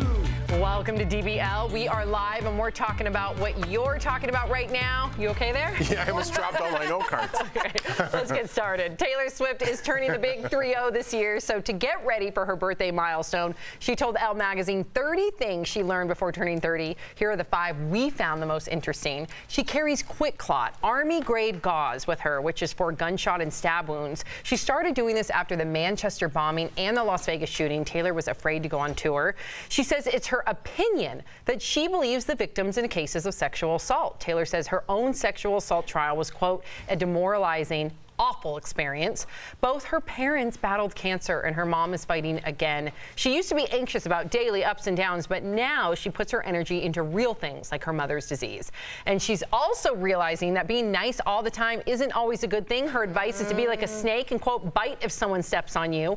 And she's discovered command tape. She said there would be way less holes in her walls had she known about this earlier.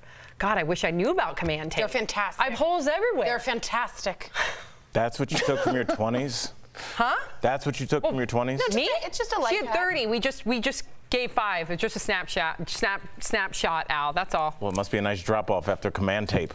I took some things from my... What's that look for, Tori? Because I think she's just giving us a life hack. I don't think... Do you think that Life she's hack's hanging good. posters in her wall? What is she hanging? First of all, she's not hanging anything. Thank you, You Jeff. don't know that. Yeah, we do know I that. kind of got You don't know got if she an has a idea. handyman or not. I got an idea. I don't know. Taylor Swift may not want to have handymans just in her home. She might be more private than that. Handy people. We don't see gender. That's true, but I was just using a standardized term. But you're right. No, I can... I just said he's right. She just said he's right. Oh But you were backpedaling just... No, I wasn't. Just He's end it right. there. You're right. Al, good point, Bob. Thank you. Appreciate it. How sad about the gauze, though? Oh, well, first of all, this is what you usually heard on the red carpet. What's in your purse? I have lipstick and perfume. Now, what's in your purse? Army bandages to stop gunshot wounds? I mean, that's where we are. And at some point, I kind of commend her for thinking that way, only because it could save your life. And she is at the top. And she's had stalkers. She's had people come into her house. She's had to build fences high. So she has to worry about stuff like that. I'm not going to make fun. I think that's a great product to have. She invites a lot of these people into her home, like to You mean she screen has those things or parties, to the listen to fans. things. But now she's building up her walls even higher so people can't get in. I just think there's like a little mixed message. Definitely. I think, to be honest with you, and this is all speculation, when that guy had his hand on her bottom and she won that $1, I think she shut down a lot of things of asking people to come in to her life. I think boundaries went up, and I think rightly so. What's one thing, Al, that 20-year-old Al would have told now? How old are you? That's why I paused. Wow. He's 100 years old. Sam, here's a pen if you need to do some math. That's why I paused. No, I mean... what would 20-year-old Al tell... Wow. You know it's right around the corner for you guys. Jeff, don't say that. Believe me, Al and I are about the same age. That's not what I'm in. I just wanted to make sure I nailed the age. 42? 41. Okay, 41. Nailed it. What would 20-year-old Al tell 42-year-old Al? 41. That I'm younger than I seem. What would he say? Stop being late, man. Stop being late. That's not cute. I used to be late all the time. It's kind of like a running joke. You know, Al, but it's super rude and disrespectful with people's time. You have kids, people are paying sitters, and this thing changed my life. I started putting, as soon as I have a dentist appointment, I put it in, put the reminder, call Jeff at 5 o'clock about the thing. It's changed my life. Stop being late, man. That's great. I would just say the positivity. For sure. I know we're just laughing about that. Asked you. I thought we were going around the horn. We're going to go to the next story. But okay, let's hear it. Wow. Try to be positive after that. Yeah. Speaking of positive, I'm not going to say anything right now. No, don't be. Come on now. Not doing it. Wow, way to dig your heels into the ground. All right. That's how you do it. Well, the Mess girls. with the bowls, you get the horn. The singular horn.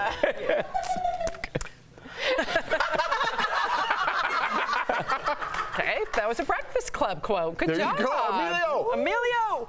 The girls of The Bachelor are speaking out in last night's Women Tell All special. It's where all the contestants who were not picked come to tell their side of the story, and things got a little crazy between Courtney and Demi. Yeah, you think? Look. You literally have the maturity of a 3-year-old. All you do is talk about yourself and talk about other people all day.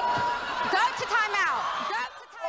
She shoved a pacifier in her mouth. Also, Bachelor Nation is saying that Hannah B will be the next Bachelorette. So that has us wondering, do these girls go on the show to find true love, or are they trying to jumpstart their careers? You've been in reality TV. What would you say to that? I'd say, you know, sadly, I think maybe a handful, if they're lucky, are looking for love. I think the other people who are lucky enough to get on that show are now going against each other like that to separate themselves to be the next Bachelorette. That's just, I mean, and we're seeing the antics get bigger and bigger. Yeah, it's embarrassing. Well, the narratives have to get bigger and bigger for us to be paying attention. So now it's a passive. I mean, that woman had to go somewhere and buy a prop and bring it with her. I mean, that's outrageous. So I think these things are getting swayed. That's assault, Tori. She shoved an object. You could press charges at that moment, literally. Yeah. And I just, you know, at my advanced age, when I watch things like this, you know, this had her agent written all over it. I felt like he was like, look, you're going to be on a panel of 30 women.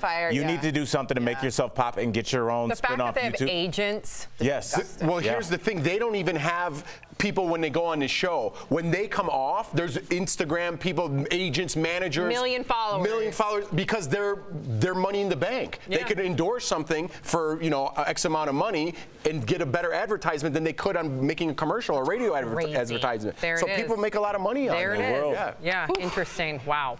Well, have you ever left anything behind in your Uber? Maybe some headphones, your keys, a phone? Well, the ride-sharing company released its annual Lost and Found list, and something surprised us, like a mannequin, 10 pounds of pulled pork and chicken, Al, a Harry Potter wand, and a fish tank with a fish inside. Oh, I hope it's okay. And we have to give...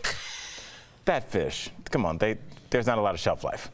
Okay. That's not nice, Al. It's a goldfish from the store. It's still a Sam, fish. do you want to get some stats in here? Well, I hope it's fine too. I hope the goldfish is okay. It's all right, still well, we'll get right on that. Okay, I hope we do.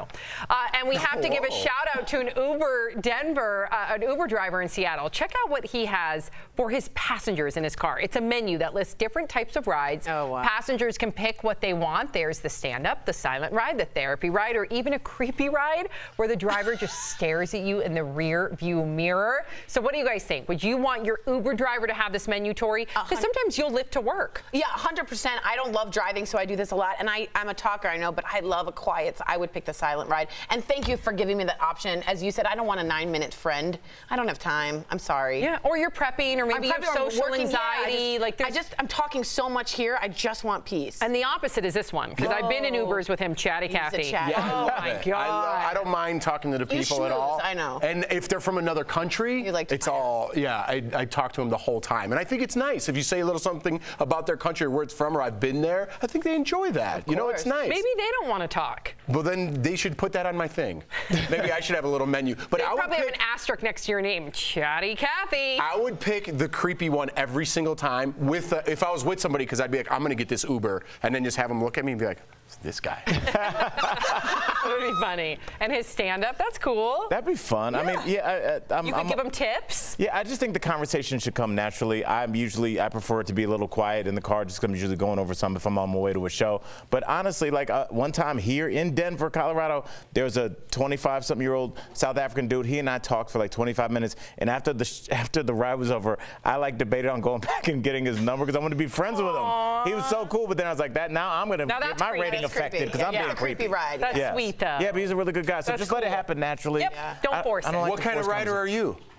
I rarely use Uber, and I like to talk too, I guess, but I also like silence. I guess it depends on the mood I'm in.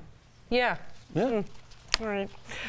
American Airlines is apologizing right now and says it's investigating after a mom and her son were kicked off a flight last week. The two have a rare genetic skin condition and say they were discriminated against. The woman claims that an airline employee asked her about her rash, and when she couldn't provide a letter from a doctor saying it was okay to fly, she and her son were removed from the flight.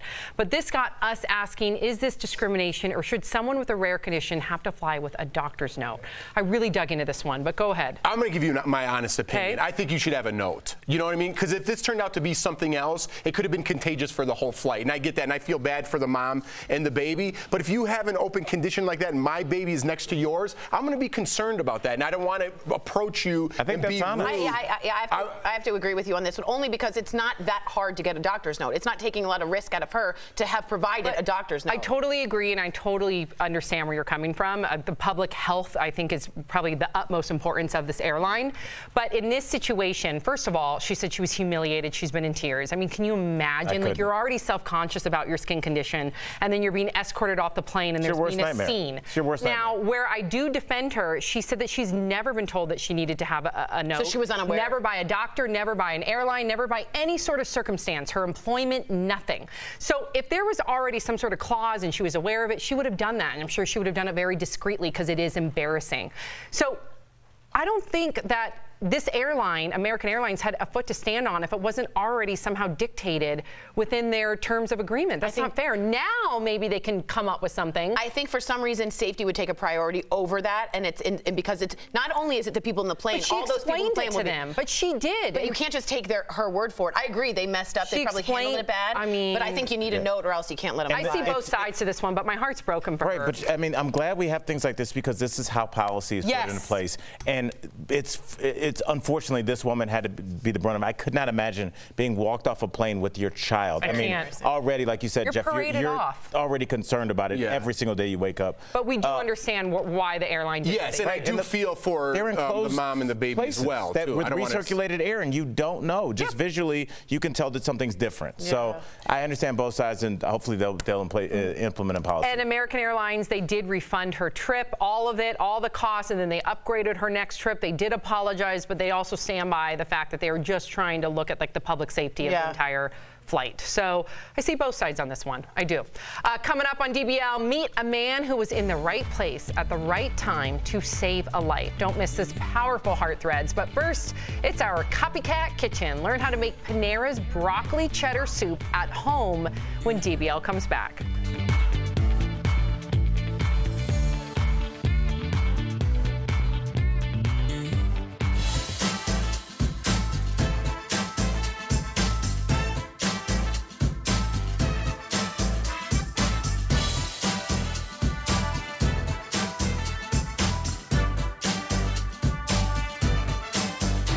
Okay, so listen, I think American Airlines post the situation has handled it very well. Again, they publicly apologized to her. They refunded everything about her flight, everything.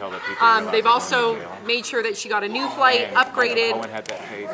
What's interesting is when you listen to this woman's testimony, because we have seen people that overreact on airlines, right? She was very compassionate. She made sure to point out that all the employees were super compassionate towards her, except for that one flight attendant that made it a scene. Which is so horrifying. It should have been handled so differently. Can you imagine how vulnerable you must be feeling already with a skin condition, and then for it to be blasted in front of everybody, and then for you to feel discriminated against, paraded off there. You have your baby with you who has that same skin condition. You're afraid, is my toddler going to be picking up on, you know, and this, I'm not trying to be the devil's advocate here, but if this were your child, Sam, and you were protective of that, and you were sort of defensive in a good way about your skin condition and the babies, wouldn't you have already gone and got just in case? No, because it was a non-issue for her. She said you're born with this, whatever skin condition it is called, the name's escaping me. It is not contagious, and you're born with it. So she's had this skin condition for 35 years, right? Whatever her age is. Never before has she been told by her doctors, by employment, by airlines, anywhere, amusement parks, that you need a doctor's note. So perhaps the policy should have been instated first before they enacted it. Let's say it wasn't a skin condition, Sam. Let's say it was a cough or something. What if it was a genetic issue where you weren't sick, but your nose and your eyes and your mouth were constantly running to the point where it looked like you were having an allergic reaction? Would you? I know it's different because it's fluid. Fluid is a different thing. Right. But it you know, because of airplanes, it is enclosed I understand why and they it's did it. recirculated air. And then you spread it. Like that's the thing. I understand why they did it, but I again, like, you got to handle those situations with the utmost sensitivity, and it doesn't look like that. It seemed like that's the only thing that's wrong. Because I appreciate them doing that, and I appreciate her side as well. You know, so. Yeah.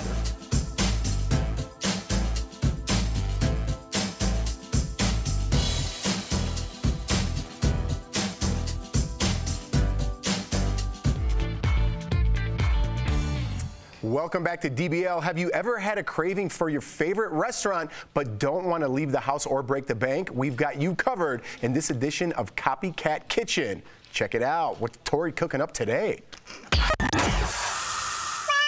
Today we're going to show you how to make Panera Bread's broccoli and cheddar soup.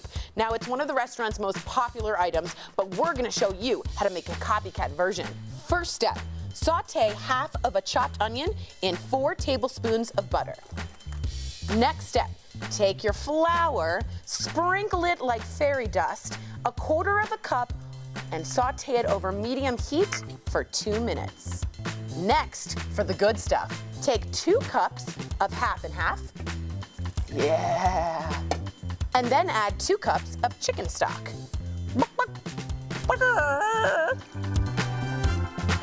Now for the veggies. You want to take 3 cups of chopped broccoli and pour it in. Next, take 1 cup of matchstick carrots. And if you're feeling spicy, add a dash of nutmeg, or as I like to say it, nutmeg Ryan. Now, just take the whisk out, turn it to low, and put the cover on it. Now you want to let it rest for about 25 minutes on low heat until the broccoli and the carrots are tender, like my love for the DBL Nation. Now the cheesy part. Remove the lid, grab 2 cups of shredded sharp cheddar. Now throw in your salt and pepper, and we'll find out if this is a true copycat. Meow!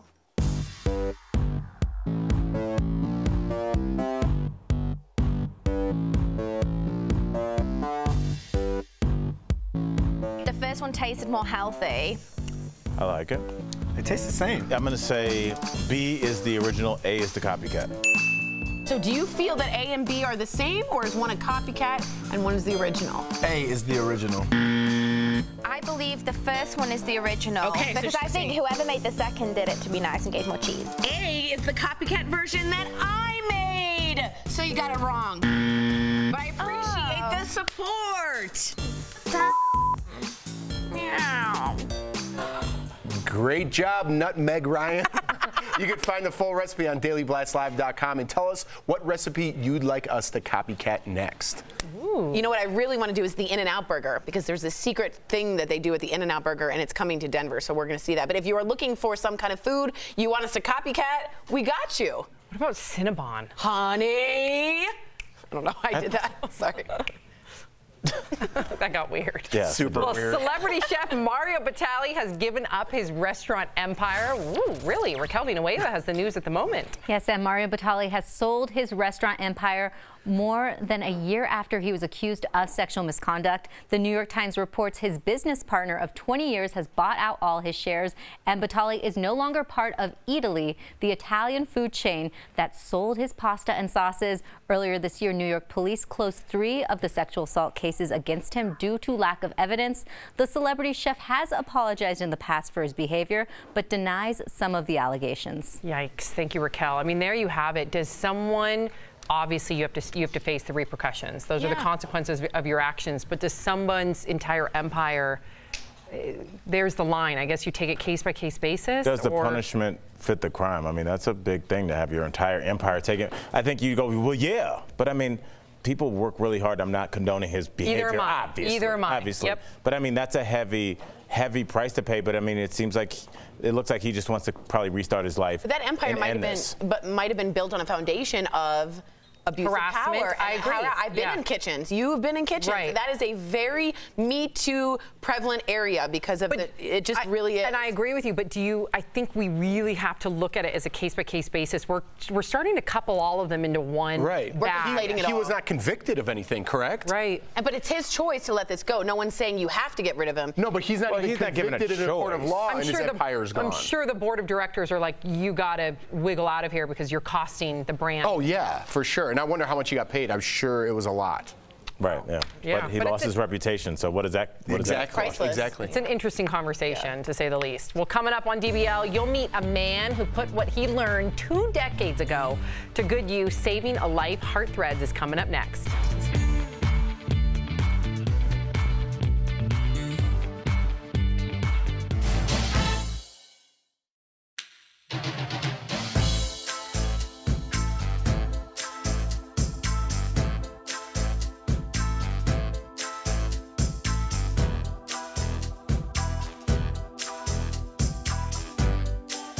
What? Just put buttons up. Beep, beep, beep, beep, beep. In my back. I'm C-3PO. Someone said I look like C-3PO. It's all yours. She comes in, and then she's just gonna leave. Okay. I'll help you, Lex. She comes in and asks me to beep her. And at first I thought she said beat, and I was like, no.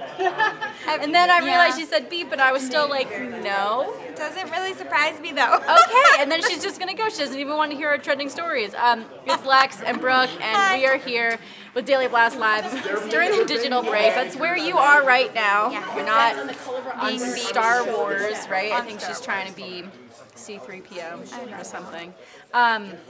Trending story right now, it's coming from WDSU in New Orleans, and it's about Mardi Gras, but it's kind of a wild story. I'm not sure how this could happen to these people. So a man was posing on Magazine Street as someone who's selling parking, which is pretty common in major cities, I think, where people are standing outside. There's a huge sign telling them how much to pay, how many hours.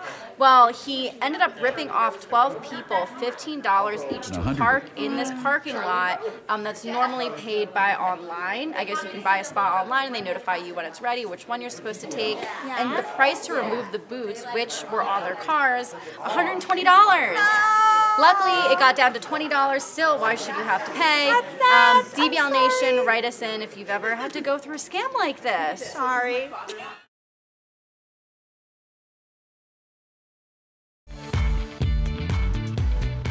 Welcome back to DBL. I'm Bo Davidson. Today's Heart Threads is all about being a hero. Watch how a man sprung to action to save a life with some basic CPR training. This man hadn't used his CPR training in 22 years, but he remembered it to save a life. And right when he came back, I'm like, man, this stuff really works. Matt Troy was working in his office when construction worker Justin Brill collapsed down the hall. First, Matt grabbed a defibrillator, but didn't know how to use it. So he leaned on CPR training he learned as a firefighter in the Marines. After a couple of minutes, Matt thought hope was lost. He's a big, 240-pound, bearded, tough-looking guy, and I just said, dude, I know you're tough enough to fight this. With one last big breath, Justin came to. Next to my children being born, it was the greatest breaths I've ever seen. Matt hopes his story encourages others to get CPR certified. Breathed life into this guy, and it felt amazing. You never know when training might come in handy. We'll be right back.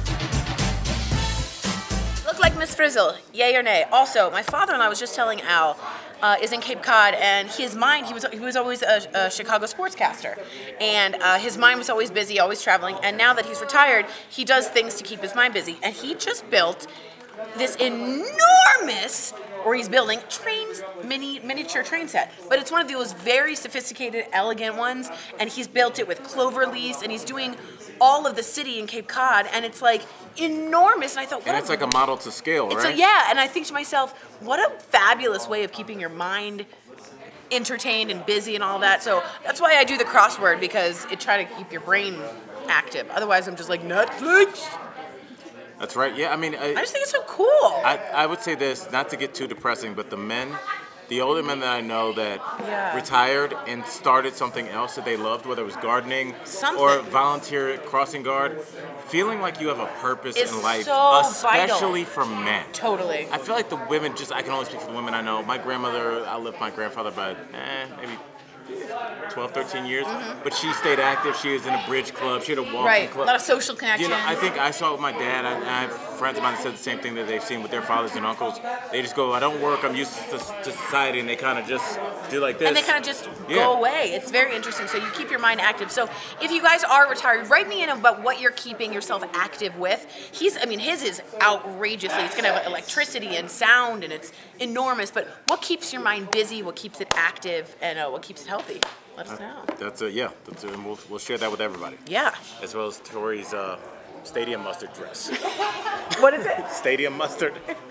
Get your ketchup here. Got your mustard. Your mustard. Need your relish.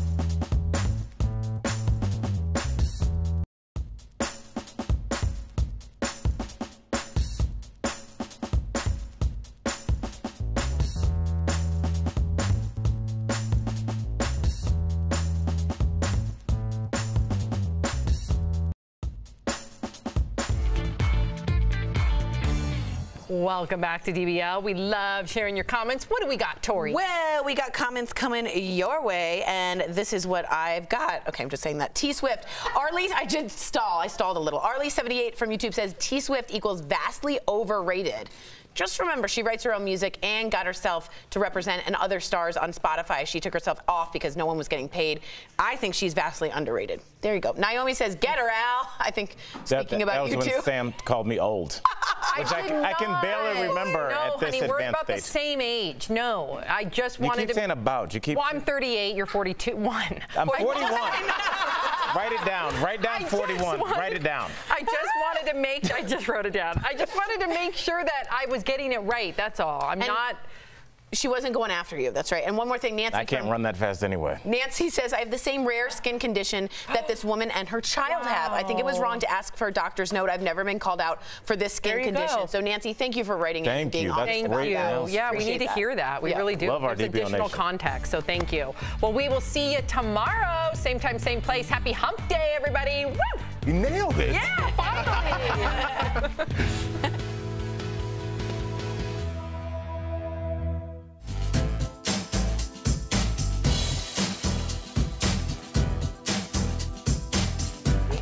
I can see you now. Hello there, DBL Nation. This is choking me a little bit. Sorry about that. I wanted to tell you about a story that has been trending. We're getting new information on it. If you were watching the shows earlier, we were talking about it. This cruise ship nightmare. It happened on Norwegian Cruise Lines on their Escape ship. It carries 6,000 people, and on Sunday night, a gust of wind came and tilted the ship. You can see it in this graphic that our awesome graphics designer Joel made. It's pretty incredible. People said, witnesses on the ship said they were looking out the window and all they could see was water. Really scary situation here. 115-mile-an-hour winds, that's equal to the same burst of a Category 3 hurricane. So this is the same storm system that actually came through the United States last week. We all saw a lot of crazy weather from that, snow, flooding, the tornadoes in Alabama, a lot of crazy weather. This is that same storm system. So just incredible. I can't imagine being on a cruise and this happening. I was on a smaller ship when this happened to me when I was studying abroad, but with this many people and people you don't know, it would be a really scary situation. So several people were injured. We don't know how many. Norwegian is not saying why. Tori said that's obviously because they want to save face. Makes sense. And I don't really think there's anything a cruise ship can do to prevent this.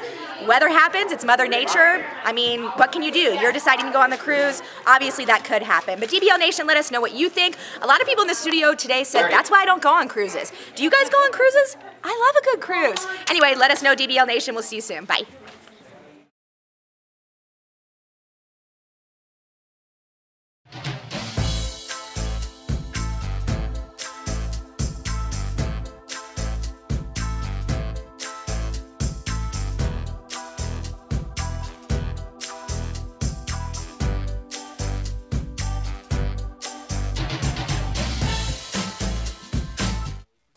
This is Daily Blast Live. We're talking about what you're talking about. Because everyone's talking about this. Always live, always real, always unpredictable. You are totally off base here. Log on and join our live conversation. You think this hair just naturally stays like this?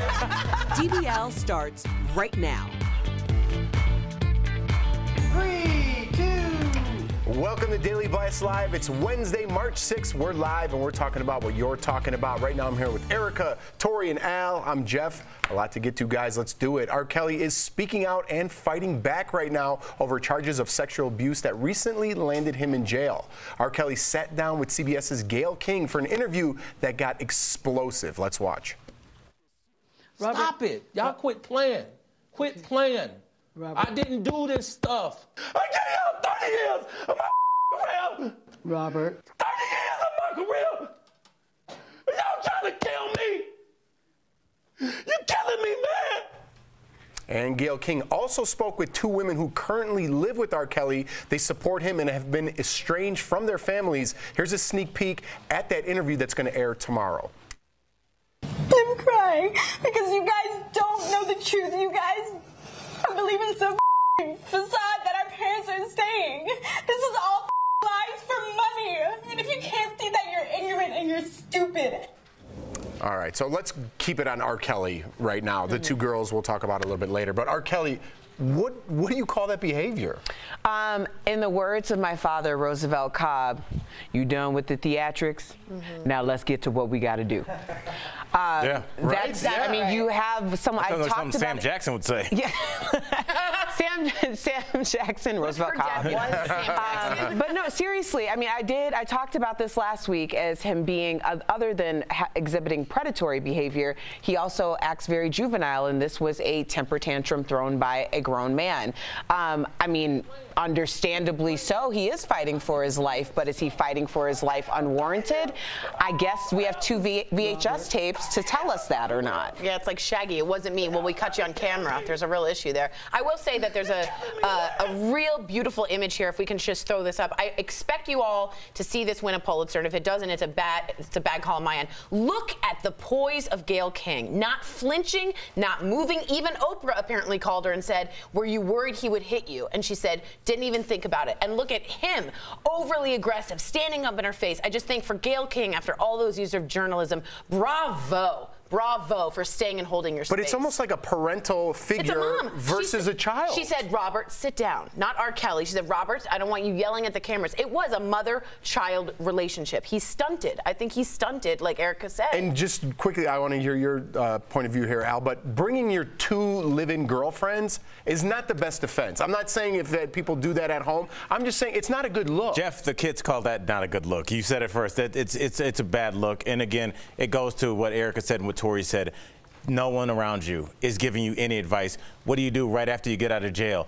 Go to Rock and Roll McDonald's and smoke a cigar, the place that you've been accused to. What is he going to go circle the high school next? I mean, he doesn't have one person to tell him to do better. And I mean, we're watching a person, and I think, because we've never seen him react like this, it's the same thing we kind of saw. Remember, like, before when the indictments came down with, like, Robert Cohen and Michael Cohen, all those things, everybody's like, fake news, and this is ridiculous, and I don't care.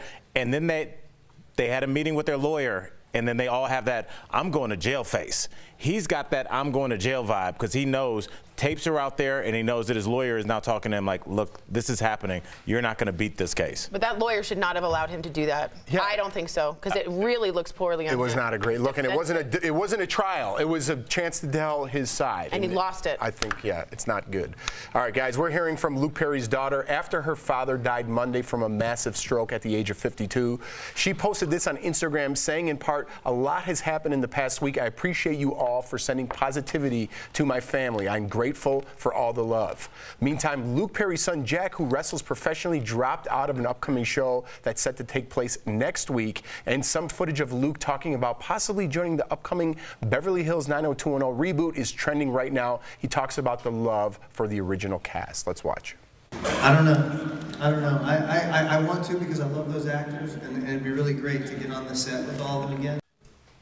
Yeah, that's very sad. And I believe one of his daughters lives in Africa and flew in when she heard about the stroke. So if there's, I don't even know if this is a good thing, Al, maybe you could tell me. She was there by her father's side when he passed away. she got to say goodbye. Being able to say goodbye is everything. I mean, I think that we all know it, even though it's an unpleasant topic to talk about, is that we all die at the end of this. We all kind of would like to choose our way out, and I think a lot of people would say 95 years old with my great-grandkids around the bed. We all don't get that deal. Unfortunately, this guy that seems like he was an awesome human being did not get that deal, but he did get a chance to say goodbye, and that's a big deal. For me, I lost my father without getting a chance to say goodbye because he passed away suddenly, and how that was different was when you hear the news, you immediately snap into, I'm the head of the family now. I need to handle things, his affairs, his files, things like that. And then 6 months later, after all the dust is settled, you're driving and you burst into tears. Yeah. It's just like it's delayed. Whereas like at least his kids got a chance to be there as he transitioned. So, but neither one is ideal. But you know, it seems like they got the best of the two. Yeah, and more than anything than his great career that he had in Hollywood, I think his name lives on as a great person. I think that's the goal, at least for me. It seems like he was beloved. Absolutely. Yeah. All right, guys, this next story I'm very fired up about. Yeah. Millions worldwide have watched the new Game of Thrones trailer. Yep. It was released yesterday by HBO. The YouTube video already has 24 million views and counting, and speculation over how the popular series ends is fierce. Last night, actor Kit Harington weighed in. He plays Jon Snow on the show and revealed that he got very emotional when he learned what happened to his character. Here he is on Stephen Colbert. Let's watch. I was very shocked and surprised at certain events unfolding, and then I blurred my eyes out. Erica, get involved because it's happening. Excuse me, my mom's calling me. Erica doesn't watch Game of Thrones. No, it's a Game of Thrones thing. Yeah, no. Listen, we're going to get her. We're going to get her. Yeah, she's going to come to our side. Get her. Mom. Yes, she's coming. Your husband's on board. All the cool kids are doing it. Come on, Erica. It's like, if nothing else, it's like a big communal event. Everybody can watch Game of Thrones. You have something to talk about. Do you think Jon Snow dies? Yes, of course. Do you think Jon Snow dies? I think a lot of big characters are going to die. It's the last season. There's no reason to keep them around. But I hope the one survivor at the end is Arya Stark. What do you love that's my girl. I love Arya Stark. Can I be part of that? No, you just questioned her. Okay. You don't question Arya. Well, what do you love about Arya? There's something specific. She's just a bad She is. Little girl. And Jeff, I took your advice and rewatched season 1, and then I see the beginning of her characters because she's so forgettable in season 1, but you see the essence of like what she's going to be, and I think this is going to be the culmination of that. Maybe Tori should do a Game of Thrones tutorial. Oh, and catch people up. Oh, who would want that? Claps? A couple. There's a lukewarm, tepid response. I'm going to go with a yes. All right, I'll take that. She breaks everything down. Erica's got a little Arya Stark in her and doesn't even know it. Yes, she does. Oh, yeah. Yeah. The comeback. That's the Arya Stark is the original comeback. That's exactly right. I like it. DBL's Live will bring you breaking news as soon as it happens, and coming up, Taylor Swift's top takeaways. She's opening up about the 30 things she learned before turning 30. Plus, Emilio Estevez is back with an inspiring new movie. Our own Sam Shocker sat down with him for a one-on-one interview to talk about The Public, and he shares his thoughts on being a part of the iconic Brat Pack. And you, the viewer, are our fifth host. A pair of first cousins are working to change Utah's law so they can legally be married. Should they be allowed? We're reading your comments next.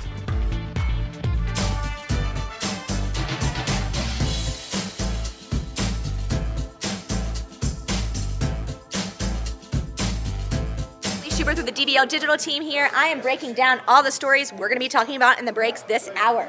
Let's take a look at my computer because I don't have a sheet of paper. First, Young and the Restless actor Christophe St. John to be buried next to his son. Oh, that's such a sad story. I feel like that and Luke Perry, there's just a lot of deaths too soon in Hollywood right now. Next, People talks, first, Family Dollar will close 400 stores. I love Family Dollar, that's a bummer. And next, People talks to iconic Barbie fashion designer. Now that will be a good interview, I can't wait to hear that. But let's go to the table and see what's going on over here. Hey, Al. Ask Wendy. Al, what did you just make Jason do? What did you just make Jason do? Tell them. I didn't make Jason do anything. Jason was kind enough. I had some homemade cinnamon rolls. Where'd you get those? No, I didn't make them. You said homemade. Yeah, but I didn't mean they were made in my home. And a friend of mine was nice enough to make some pastries. I tried to share with the DBL staff. Everybody's on the cinnamon roll on the Bobby. Spiral around the beach. Everybody is on a crazy diet here, so no one wants my cinnamon rolls except for Sam. And so I had half a cinnamon roll. I was like, I'm not going to let this go to waste because absolutely not. And then I asked Jason, our head of our digital department, to heat it up for me, and then he just stood awkwardly off camera for what must have been 120 seconds. And I may have taken a picture of it and may be posting it on Al Jackson IG. Jason, thank you for the warm cinnamon. Who eats a cold cinnamon? No, you have to warm it up. Yeah. You have to find a way. Driving Blindfolded wrote this. I had someone walk me through the history of Game of Thrones, and it totally helped me understand the show. I binge watched the first 8 seasons. It was totally worth it. Come on, Erica, get on the trolley. Not sure about the choice of vehicle with trolley. I do like it though. You do? I actually like it. It's a totally, I would say, and get I on like the dragon. I like the name. Jeremy. Driving blindly. Next one of our plot points if you want her to watch. She's not No, gonna watch. listen, the dragons flew across the screen. Yeah, she's not gonna watch.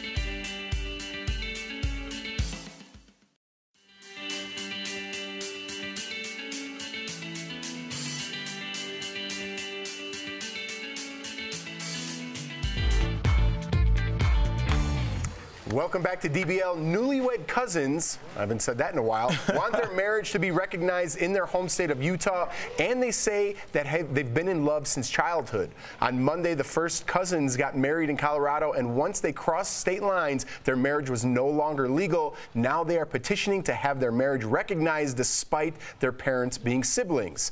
In Utah, it's actually legal for first cousins to get married if they are older than 55 and can prove that they are infertile, which I think is very important. DBL Nation, should you be allowed to marry your first cousin?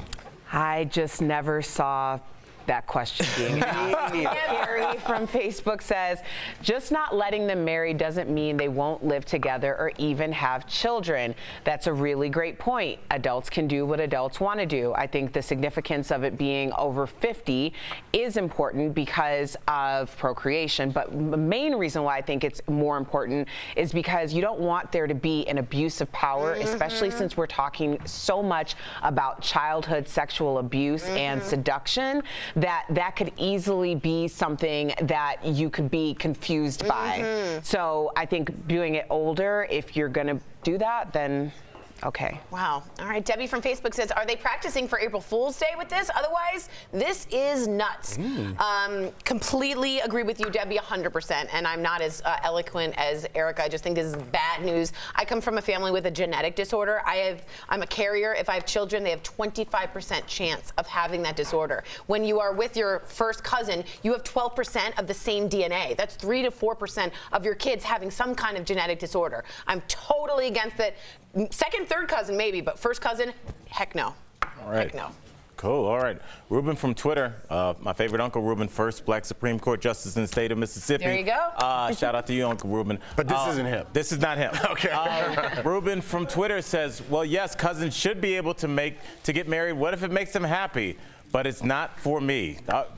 Listen, I'd love to live in a world where you were the president. But you know what? It's not about being happy. It's about being safe. And it's about ushering these kids into the world with their best chance of happiness that they can have. And setting them up for potential genetic mutations is not the best way to do that. If you want to be happy, go get some frozen yogurt. Quickly, I travel a lot. Cinnamon bun on your face. Sorry. I've traveled and I've been to a small village. I don't want to say the country because I don't want to insult that country, but I've seen like this firsthand and what it looks like in this small village of generations of inbreeding, if I could say that. And it was not a good look. It was not good. And there's something there. No, Jeff, what you're saying, this is not a moral thing. It's not a moral issue. There's a percentage that you're going to have this, and if you keep passing that on, it's a terrible, for health-wise for the state, it's a terrible idea. Yeah, and if you're going to do it, why do you need to be recognized? Just do it and do it quietly. We'll be right back.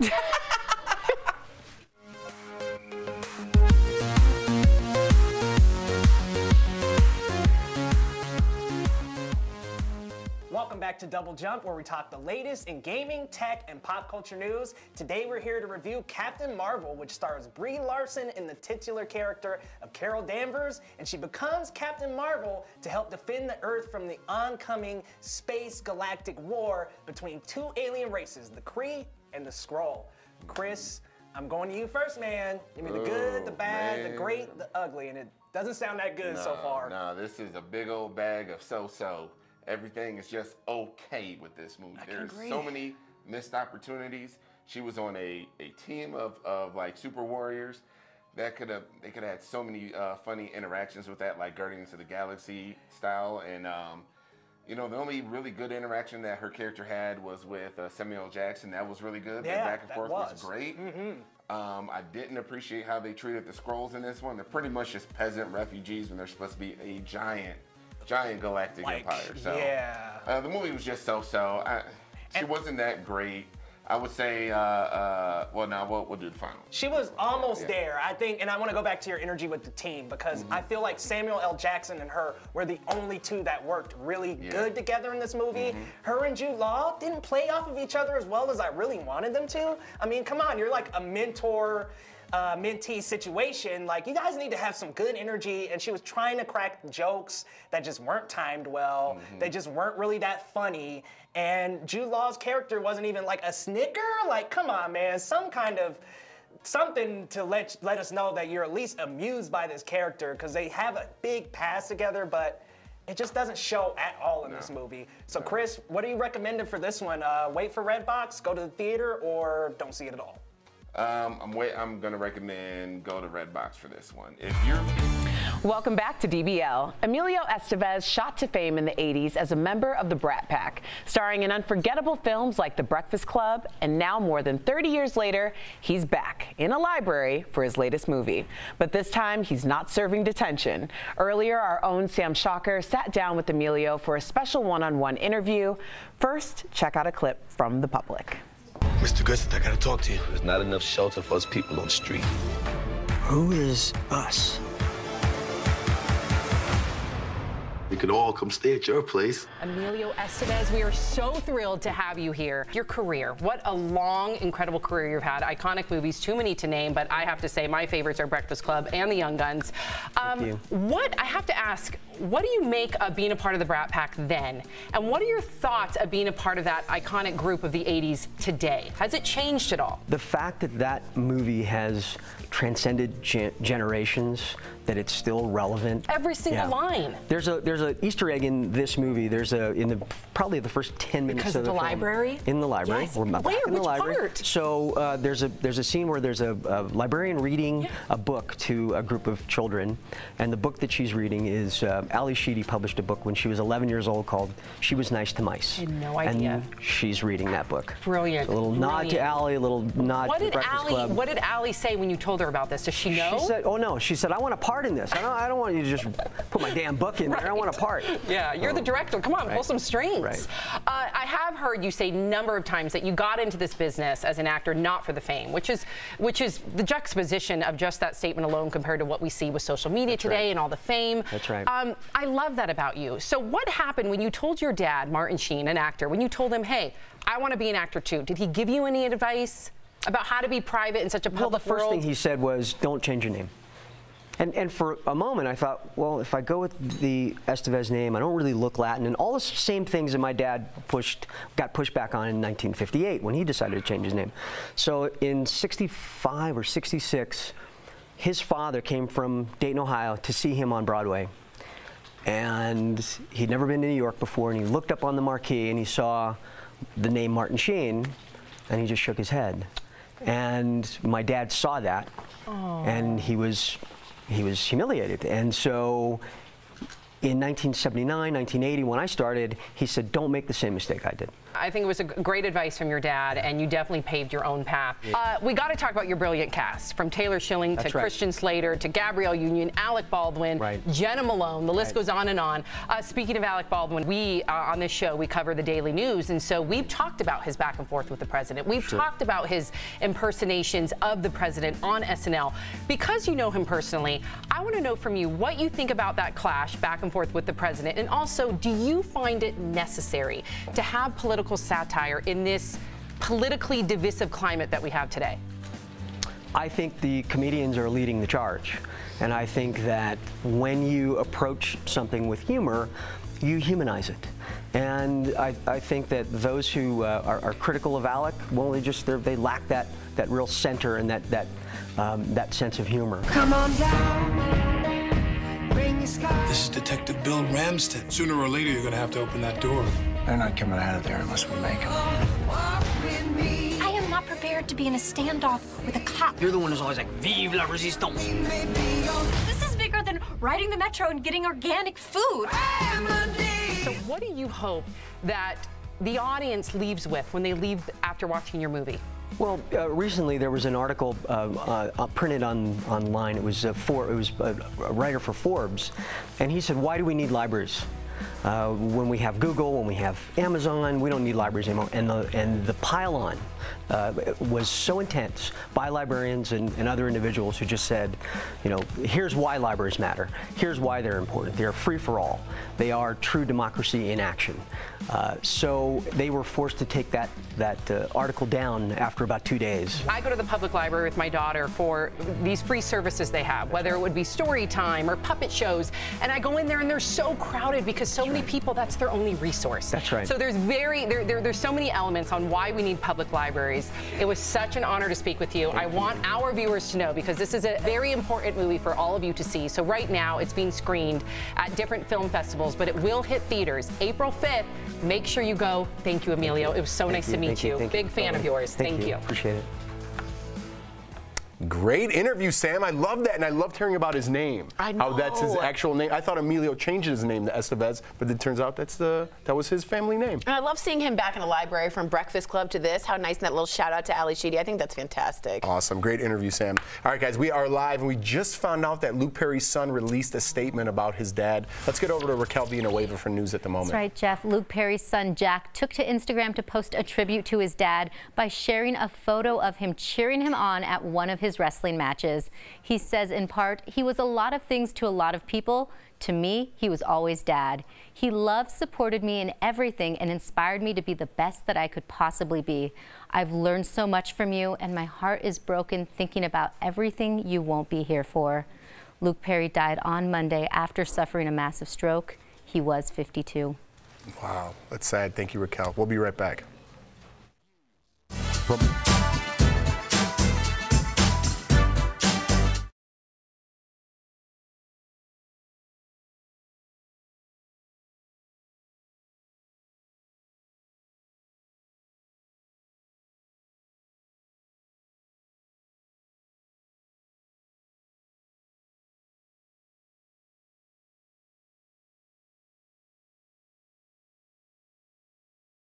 I need to talk to you guys. I think we should hold an intervention.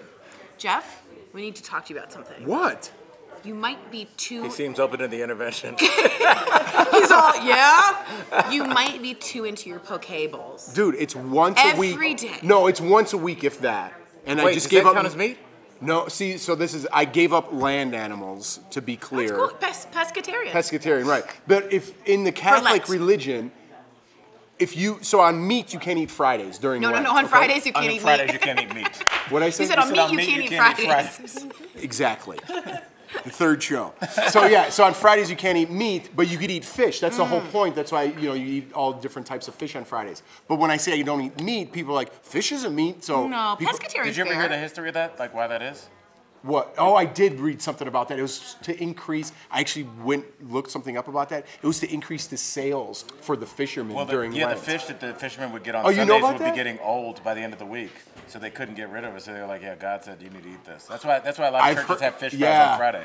Yeah, fish fries on Friday. The fish were starting to stink.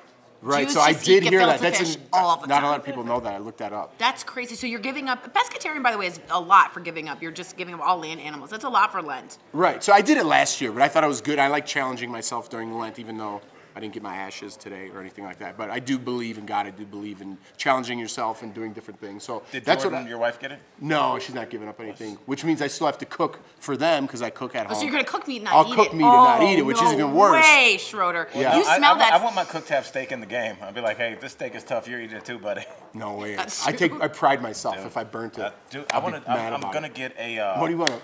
I got a hankering for a hot dog right now, huh? I think I look like mustard packet. No, I said stadium mustard.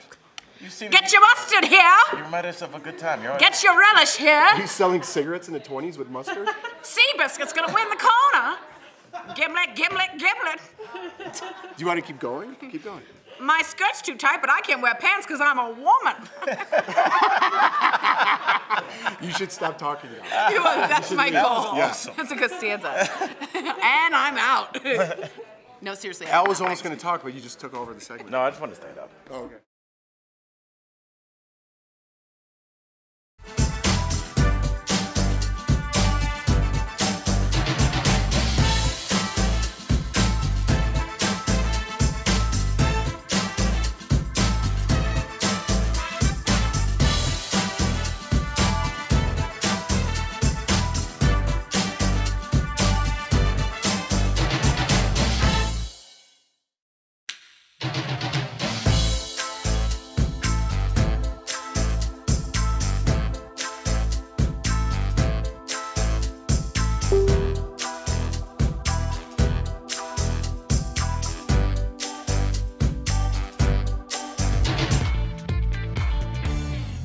Welcome back to DBL. We all know International Women's Day is this Friday, and Tori had to school me on the ways that we can celebrate. It's all right here in today's DBL Drive, presented by who, y'all? CarShield. That's right. Hey, Al. What's up? What's the most dangerous thing in the whole wide world? A woman with a book. Bingo! Coming up in a couple days is International Women's Day. And you're Is it women's or women's? Because it sounds like there's just one woman we're celebrating. That's a lot of pressure on For that one woman? Yeah. You know, there's a great line in Jurassic Park that Laura Dern says, and she goes, God created dinosaurs. Man creates dinosaurs. Dinosaurs eat men, and women inherit the earth.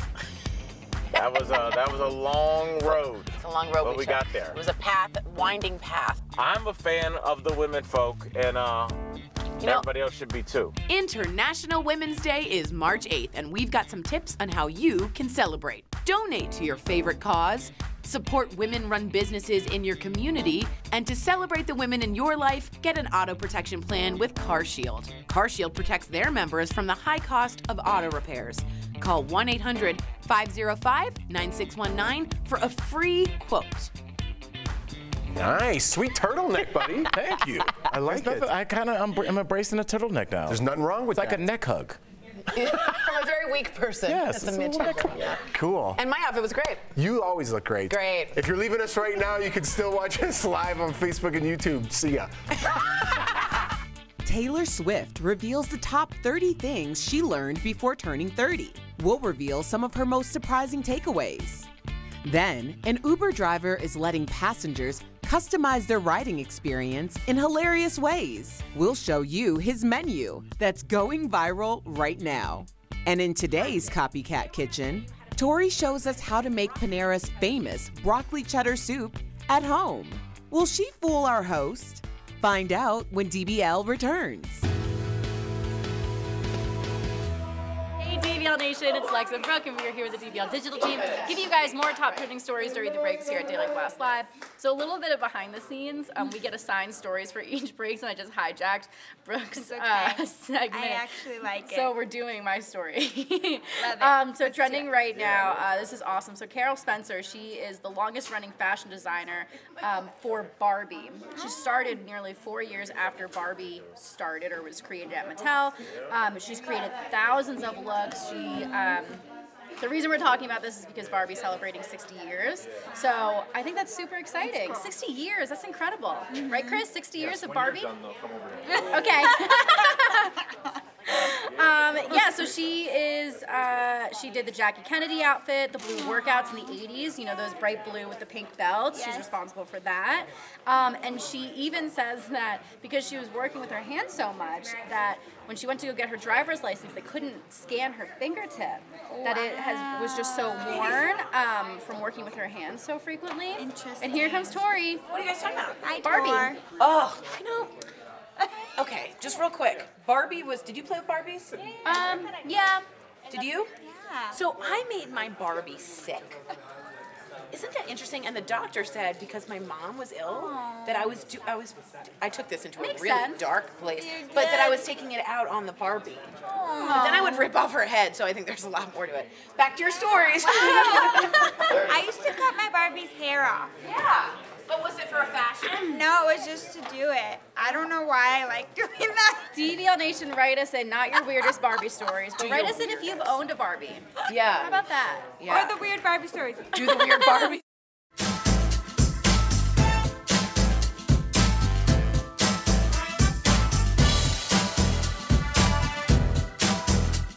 This is Daily Blast Live. We're talking about what you're talking about. Because everyone's talking about this. Always live, always real, always unpredictable. You are totally off base here. Log on and join our live conversation. You think this hair just naturally stays like this? DBL starts right now.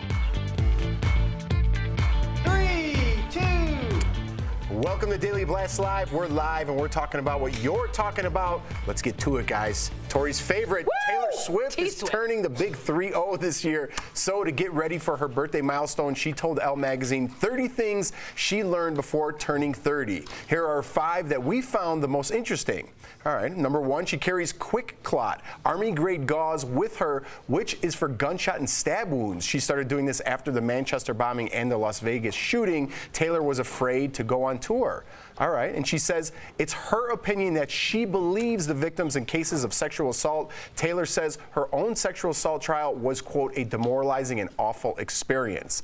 Both her parents battled cancer and her mom is fighting it again. She used to be anxious about daily ups and downs, but now she puts her energy into real things like her mother's disease.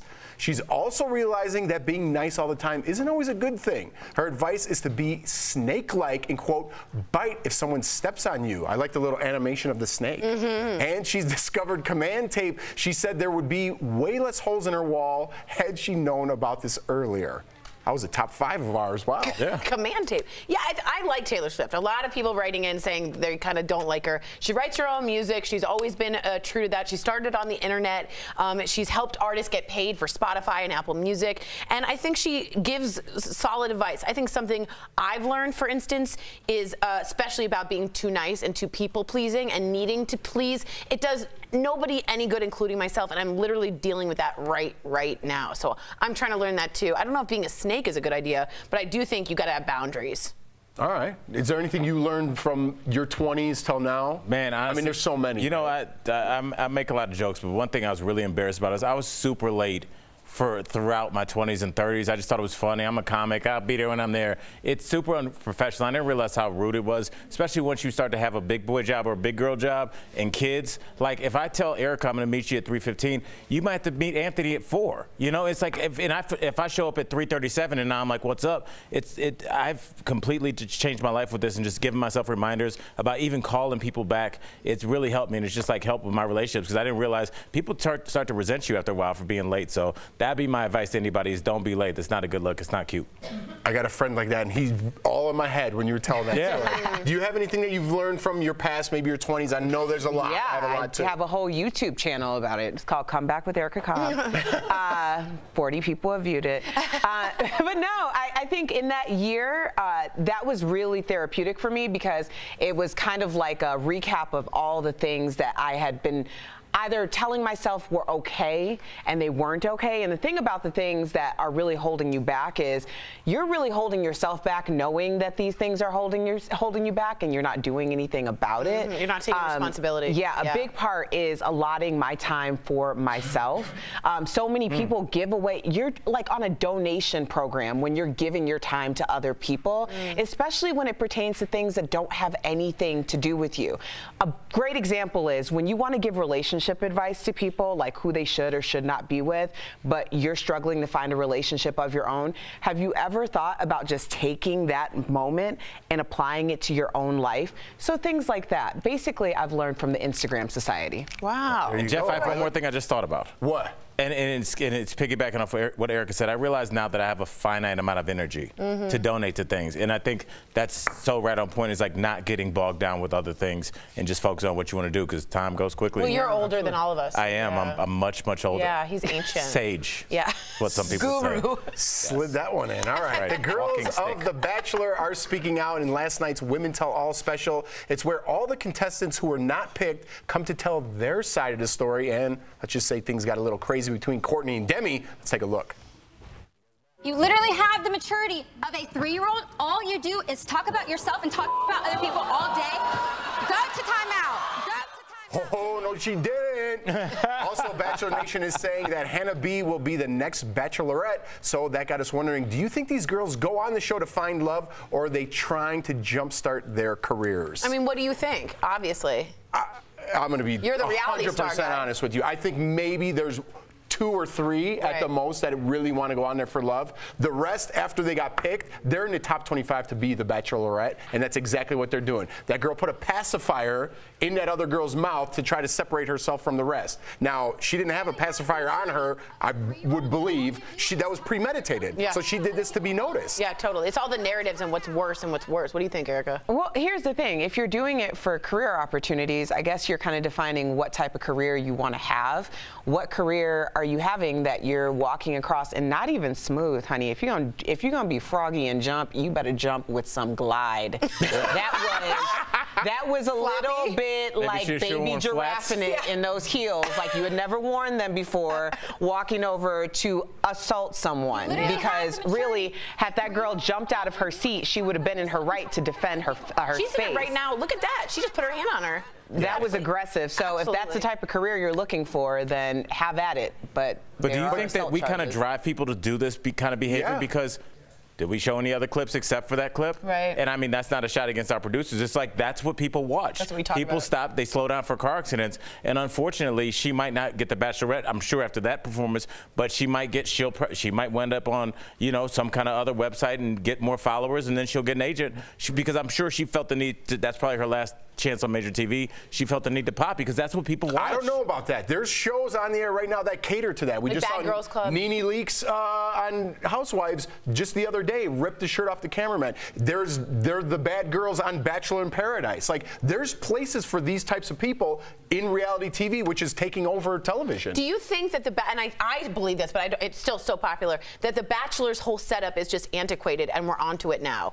We all are so savvy about it, right? You also, I feel like the people who are really into The Bachelor, especially in this room, like the young ladies who are so into it, wouldn't even have recognized it in season 1. Yeah, it's totally different. Because season 1 Bachelor was some guy who had made a fortune for himself and was the leader of the blah, blah, blah. And now it's like, he's cute. Yeah. Like, we don't get that whole narrative about there was a prince or I don't know. There was all sorts of different people. To it, but now it's just like, oh, he's an attractive guy. He has abs. Abs don't pay the mortgage. You know, it'd be great. Like, honestly, you want to be on The Bachelor and you get picked. You have to retire your social media for 1 year and don't do an interview. And if you guys make that, then we'll interview you at the end of that year. If not, you can't go on your Instagram or make an Instagram for a year. We'll see how many people sign up for that. Yeah. Woo, shut it you down. You and your social media rules. Because that's a real only I know, but you need to come up with he needs to be one of the original. He needs to write a bill. Fathers of yes. You need to write a bill. Are we mad at these people trying to win a game show? It's a game show.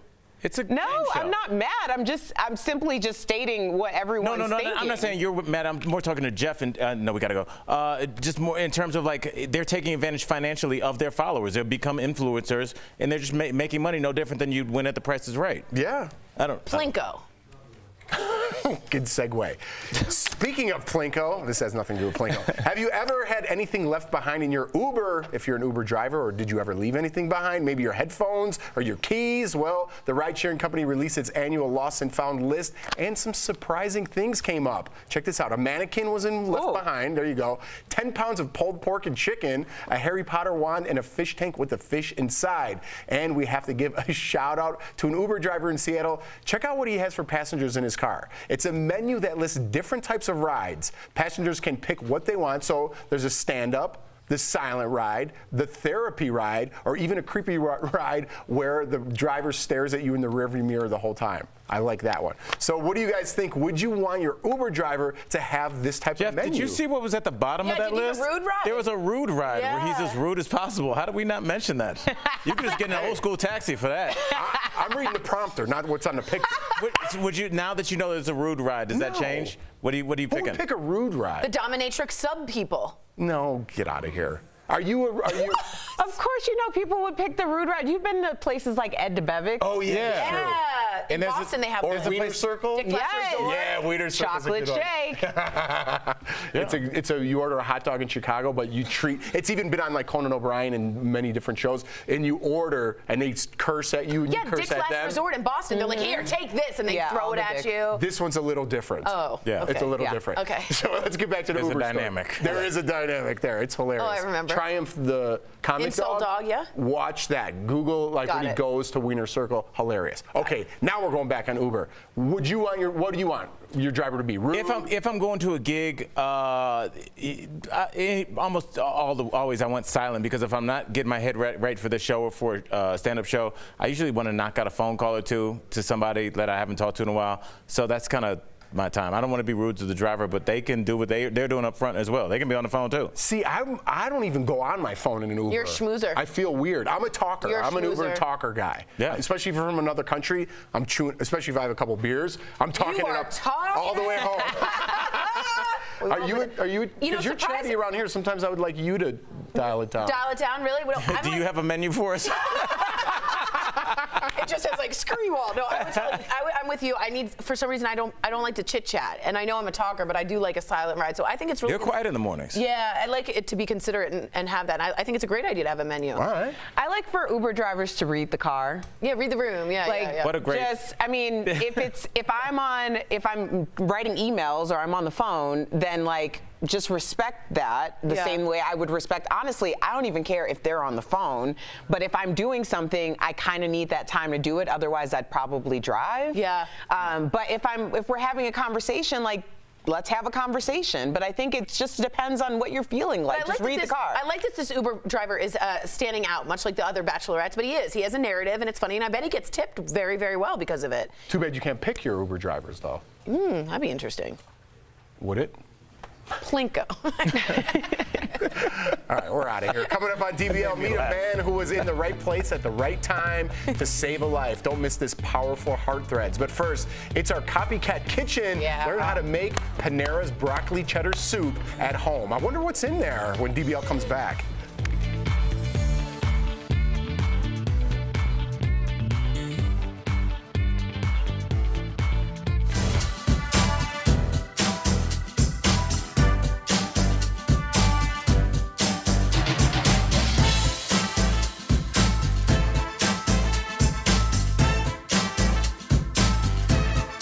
So we want to give it away because we teased a little bit too much. Do the trailer. We don't want to tell you what's in broccoli and cheddar soup. You're going to have to stick around for the answer. But I didn't really know that this is an iconic food, broccoli and cheddar, Panera's bread. You didn't know that? No. So Yeah. And if you would like to have me copycat another food that's pretty famous, like Maggiano is their famous, like Olive Garden's breadsticks, like something like that you want me to copycat, please write me in. We've already done. I got one for you. Okay, I want to do In-N-Out Burger and how they do it. I think there's something with mustard. I know you can buy them at Costco, but how about the biscuits at Red Lobster? Oh, cheddar. Oh, that's a great. Now, here's the problem. I'm not in a boulangerie. I'm not a patisserie. How do I, do I show you the dough? Well, to be quite honest, you're not really a chef either. To be honest, the pan was not on. And to be honest, That's because there was some First of all, technical. Tori thinks the pan turns on. You go! The circle thing isn't cooking it. Hey, Alexa, turn on. Well, this isn't working. we were telling, could we let in the DBL Nation about your skills versus your TV skills? I think it's fair. All right, I keep it 100. So, Jeff, would this be a crazy day for you? I don't want to cut you off, but to have Tori drive you to her house And then do then crafts? cook for you. That's exactly what I'm about to get at. So Tori does not drive ever, but she's in DBL Drive segments. I don't know Granted, why. Al's driving. Tori does not cook, but she cooks on the show. That's TV Tori. Tori does not craft and does not craft well, even if she does, but she does her crafting segment. I don't know why.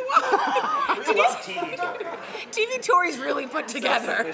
And then afterwards, I'm like, I'm a mess. It bodes well because You know if what you think it she's is? funny on camera, she's not. She's a misery over there. She's useless. You know what Bert once said to me once? They were like, Erica's this, and Jeff's that, and Al's this, and Tori, you're so relatable. And I was like, ouch, here's your knife bag.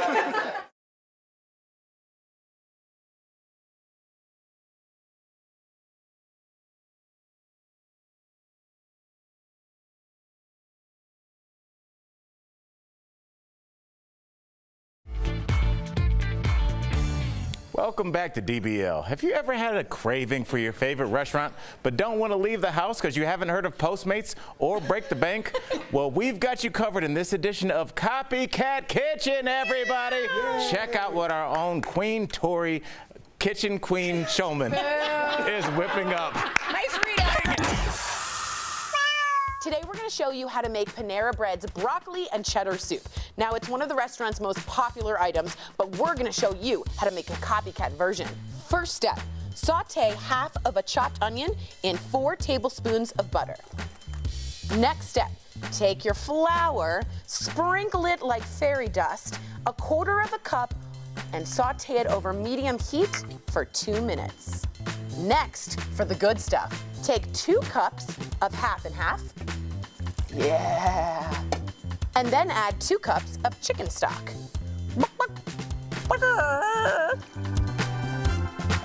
Now for the veggies. You want to take 3 cups of chopped broccoli and pour it in. Next, take 1 cup of matchstick carrots. And if you're feeling spicy, add a dash of nutmeg, or as I like to say it, nutmeg Ryan. Now, just take the whisk out, turn it to low, and put the cover on it. Now you want to let it rest for about 25 minutes on low heat until the broccoli and the carrots are tender, like my love for the DBL Nation. Now the cheesy part. Remove the lid, grab 2 cups of shredded sharp cheddar. Now throw in your salt and pepper, and we'll find out if this is a true copycat.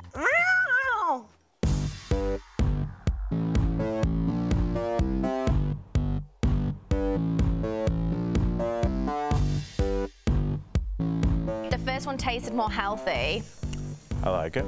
It tastes the same. I'm going to say B is the original, A is the copycat. So do you feel that A and B are the same, or is one a copycat and one is the original? A is the original. I believe the first one is the original. Okay, because I think whoever made the second did it to be nice and gave more cheese. A is the copycat version that I made. So you got it wrong. But I appreciate the support. Meow. Good job, Nutmeg Ryan. You can find the full recipe on dailyblastlive.com and tell us what recipe you'd like us to copy next. Yeah, so I think we've got some Olive Garden breadsticks I've been hearing. That's a good one. In-N-Out Burger or the cheddar biscuits from Red Lobster. So anything that is iconic food-wise and you want me to copycat, just let me know. I don't know where that noise I got a request from a producer. What? A bloomin' onion. Could you do that? Oh my gosh. Do you know it's illegal to Outback? sell those now? They don't sell them anymore. There's too many calories in them. They don't sell bloomin' onions anymore. That can't be true. There was like 4,000 calories. It was dunked in. Wait a minute. Erica, You're saying it's illegal to sell, and there's literally hamburgers wrapped in cheeseburgers that people are eating? Do me a favor, check and see the next time you go to Outback and see if there's a bloomin' onion. Liar. Please check. Somebody in here. We have a lot of computers. Let's go. No one's listening to you. All right. Let's go. We are live, guys. We do have some breaking news right now about R. Kelly in all seriousness. Let's get over to Raquel Villanueva with news at the moment. Well, Jeff, R. Kelly is going back to jail tonight after appearing in court for unpaid child support. CBS Chicago reports he was ordered back into custody after owing $160,000 in back child support. Any amount owed over $20,000 is considered a felony. Since he wasn't able to come up with the money today, he's back in custody. No word on what his bond amount will be, but I'll keep you updated on this developing story. Thank you, Raquel. If you want to make babies, you better be paying for them. Amen, Erica. Amen. This guy's not having the best week. No, and you know what? He deserves all of it. Allegedly, again, my speculation only, he deserves this. Yeah, and I mean, he couldn't get himself out last time, so unless he has another anonymous donor, I think he might be in there for a while.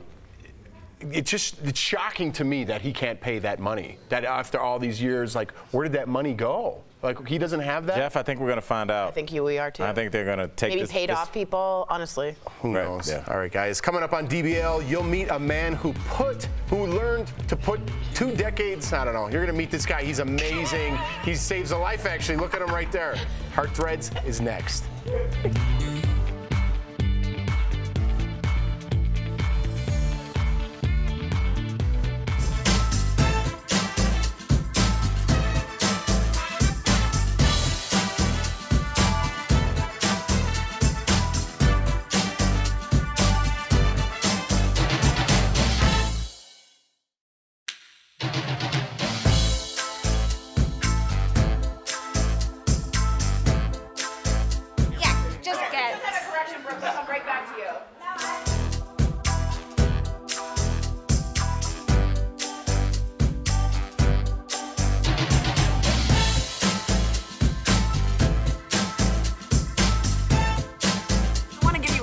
because Al was just absolutely dead wrong. Shirley DeBoe-Staff says, we just had a bloomin' onion in Outback yesterday. Did you hear what Al? Turns out there is no ban on the bloomin' onion. How do you feel, buddy? For Tori to cook, and Al goes, why don't we do bloomin' onions? He goes, they're illegal. There's too many calories. We just had the bloomin' onion Outback yesterday. Why'd you say it was illegal? I heard that they were banned because Not they were 4,000 too calories. We do want to make sure it's not 4,000 like you said. It's Oh, 1,900. a measly 1,950. Well, think of a Big Mac, dude. That's got to be more than that. A Big Mac is not 1,900 A double calories. Big Mac. I'm sure There's a it picture is. of such thing as a Wyatt double Earp Big Mac. and the bloomin' onion on. How many calories do you think are in a Big Mac? Where did that come from? Your dreams? I think somebody Your told me little that dreams? one time in passing, or maybe I thought I heard that. Outback But would go listen, out of business without the bloomin' onion. That is Outback, isn't it? Other than the steak. Were you at one of those shops with the plus on the outside? What do you put on your bloomin' onion? Mustard. You know what I would love to eat right now? Bloomin' onion. Two bloomin' No, man, onions they're is illegal. 4,000 calories.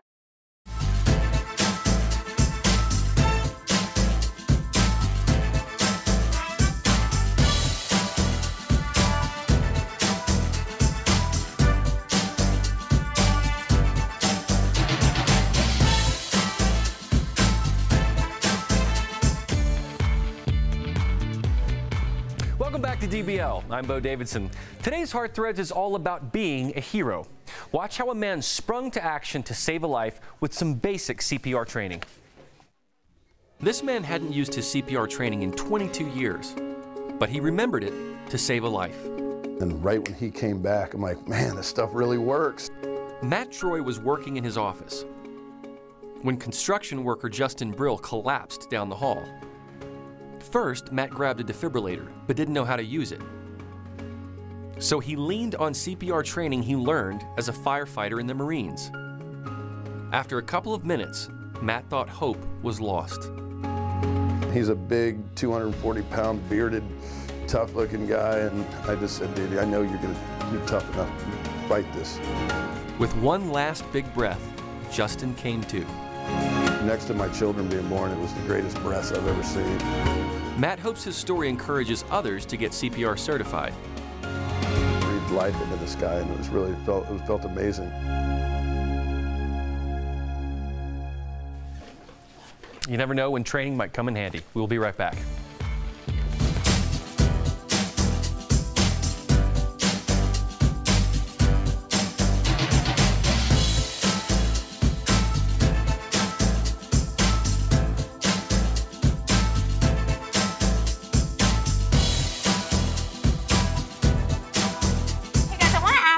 Driving blindfolded, first off, really funny. Okay, great. Thank you. Sorry, I'm talking to someone else. Driving blindfolded wrote, I tried making the copycat soup and failed. Did you turn on the heat is my first question. And number two is, how did you fail and was it, let us know so we can try and figure that out. We found that it worked out. Are you going to go I'm and going to whip up something? slave away in the kitchen. I was laughing at a rock, by the way. Tori, does Brooks do most of the cooking? So we both do, we used to do Blue Apron all together, and we put on jazz music or Sinatra, and I drank a glass of wine. And then Blue Apron, we started, and so we moved over to HelloFresh, and we've been doing HelloFresh for the past 2 weeks, and it's much easier, not as much flavor, but we really enjoyed it, and it's a bonding time. And we hit each other with the towels. It's like one of those, you know, Diane Keaton super movies. made up. It sounds like Nancy you're Meyers lying. movie. Yeah. I just made, what did we make? Crispy Parmesan chicken. Sounds like a lie. What did you make? What did I make? When? Last night. Oh, Good answer, buddy. You know what I'll tell you? Wind? Did you make wind? Is that what you made? Dude, I cook awesome stuff. Jordan like Instagrams Do you want to it all at the least time. say something? Yes, you want to talk? Yesterday I got barbecue. I never get barbecue. Oh, I think you always get. Oh, you mean like Never. I And I see. wrote Jordan, I go, hey, I'm going to pick up some barbecue because it was the last day to eat meat before Lent. Oh, you went so I you wanted meat it like out. chicken and ribs and like I was do going to say, everything. what do you get when you get, do you rib tip it? Do you, are you So I full didn't know fork? what to get. So look. And do you get the meat sweats? I want to know I what the went meat to. sweats. Brothers. I like brothers. No, I forgot what it was. Hold on, this. So I wrote Jordan. I'll read you what you wrote. I put, do you have a taste for barbecue? I'm gonna go pick some up on the way home. Tonight's the last night for me to eat meat for 40 days. Blah blah blah blah. She goes, this is what she wrote. Swear to God, this is what she wrote. Really? Are you on your period? Haha. I've never heard you say in 10 years that you wanted barbecue. And then she goes on to say, give me a pulled pork sandwich.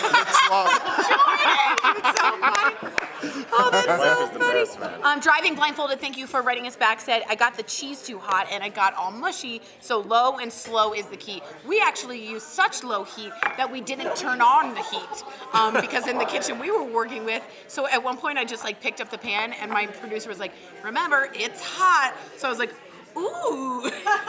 Thanks, Alex. Thank you. So let us know what you guys think.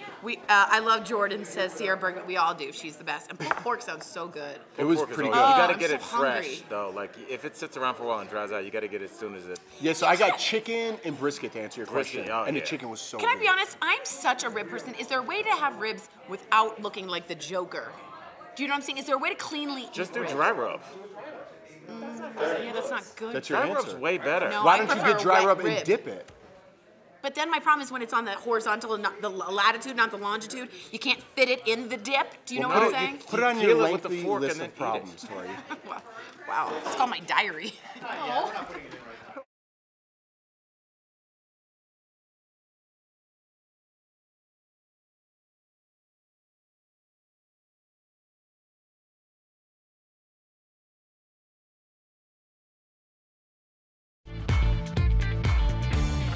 Welcome back to DBL. We love sharing your comments, and Tori loves reading them. I love doing it. James says, Al Jackson, bro, I don't catch Daily Blast as often as I'd like, but when I do, you're always on point. Thank you. That's a Except smart man. you were dead wrong about something, and we all got you called out. Outback's Bloomin' Onion is actually not Illegal? illegal. They do still serve it. In fact, Shirley DeBoe staff had it yesterday. Also, it's not 4,000 calories. It's 1950 calories. I of meant delicious. two of them is 4,000.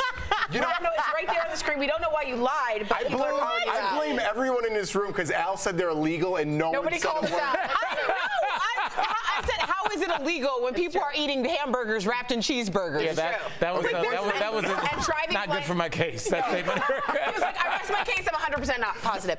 Driving Blindfolded said, I tried making the copycat soup and failed. He put in too much cheese, too hot. So make sure it's a nice low and slow. Low and slow. Thank you, Julia Child. That's how Julia Child would have said We it. were off on a different tangent, then you brought it back to this, and now we have 25 seconds, so keep I'm fill that sorry, was time. I not supposed to read the comments? Whoa, you want to sass me with 20 seconds? I think I just did. Yeah, I did. Al said Bloomin' Onions were illegal. I was so sure. I thought I read that no, somewhere. people said you're just making up facts. Hey, fake Now you news. sound more like Tori. All right, guys, we'll see you tomorrow, same time, same place. Illegal. I thought they were illegal.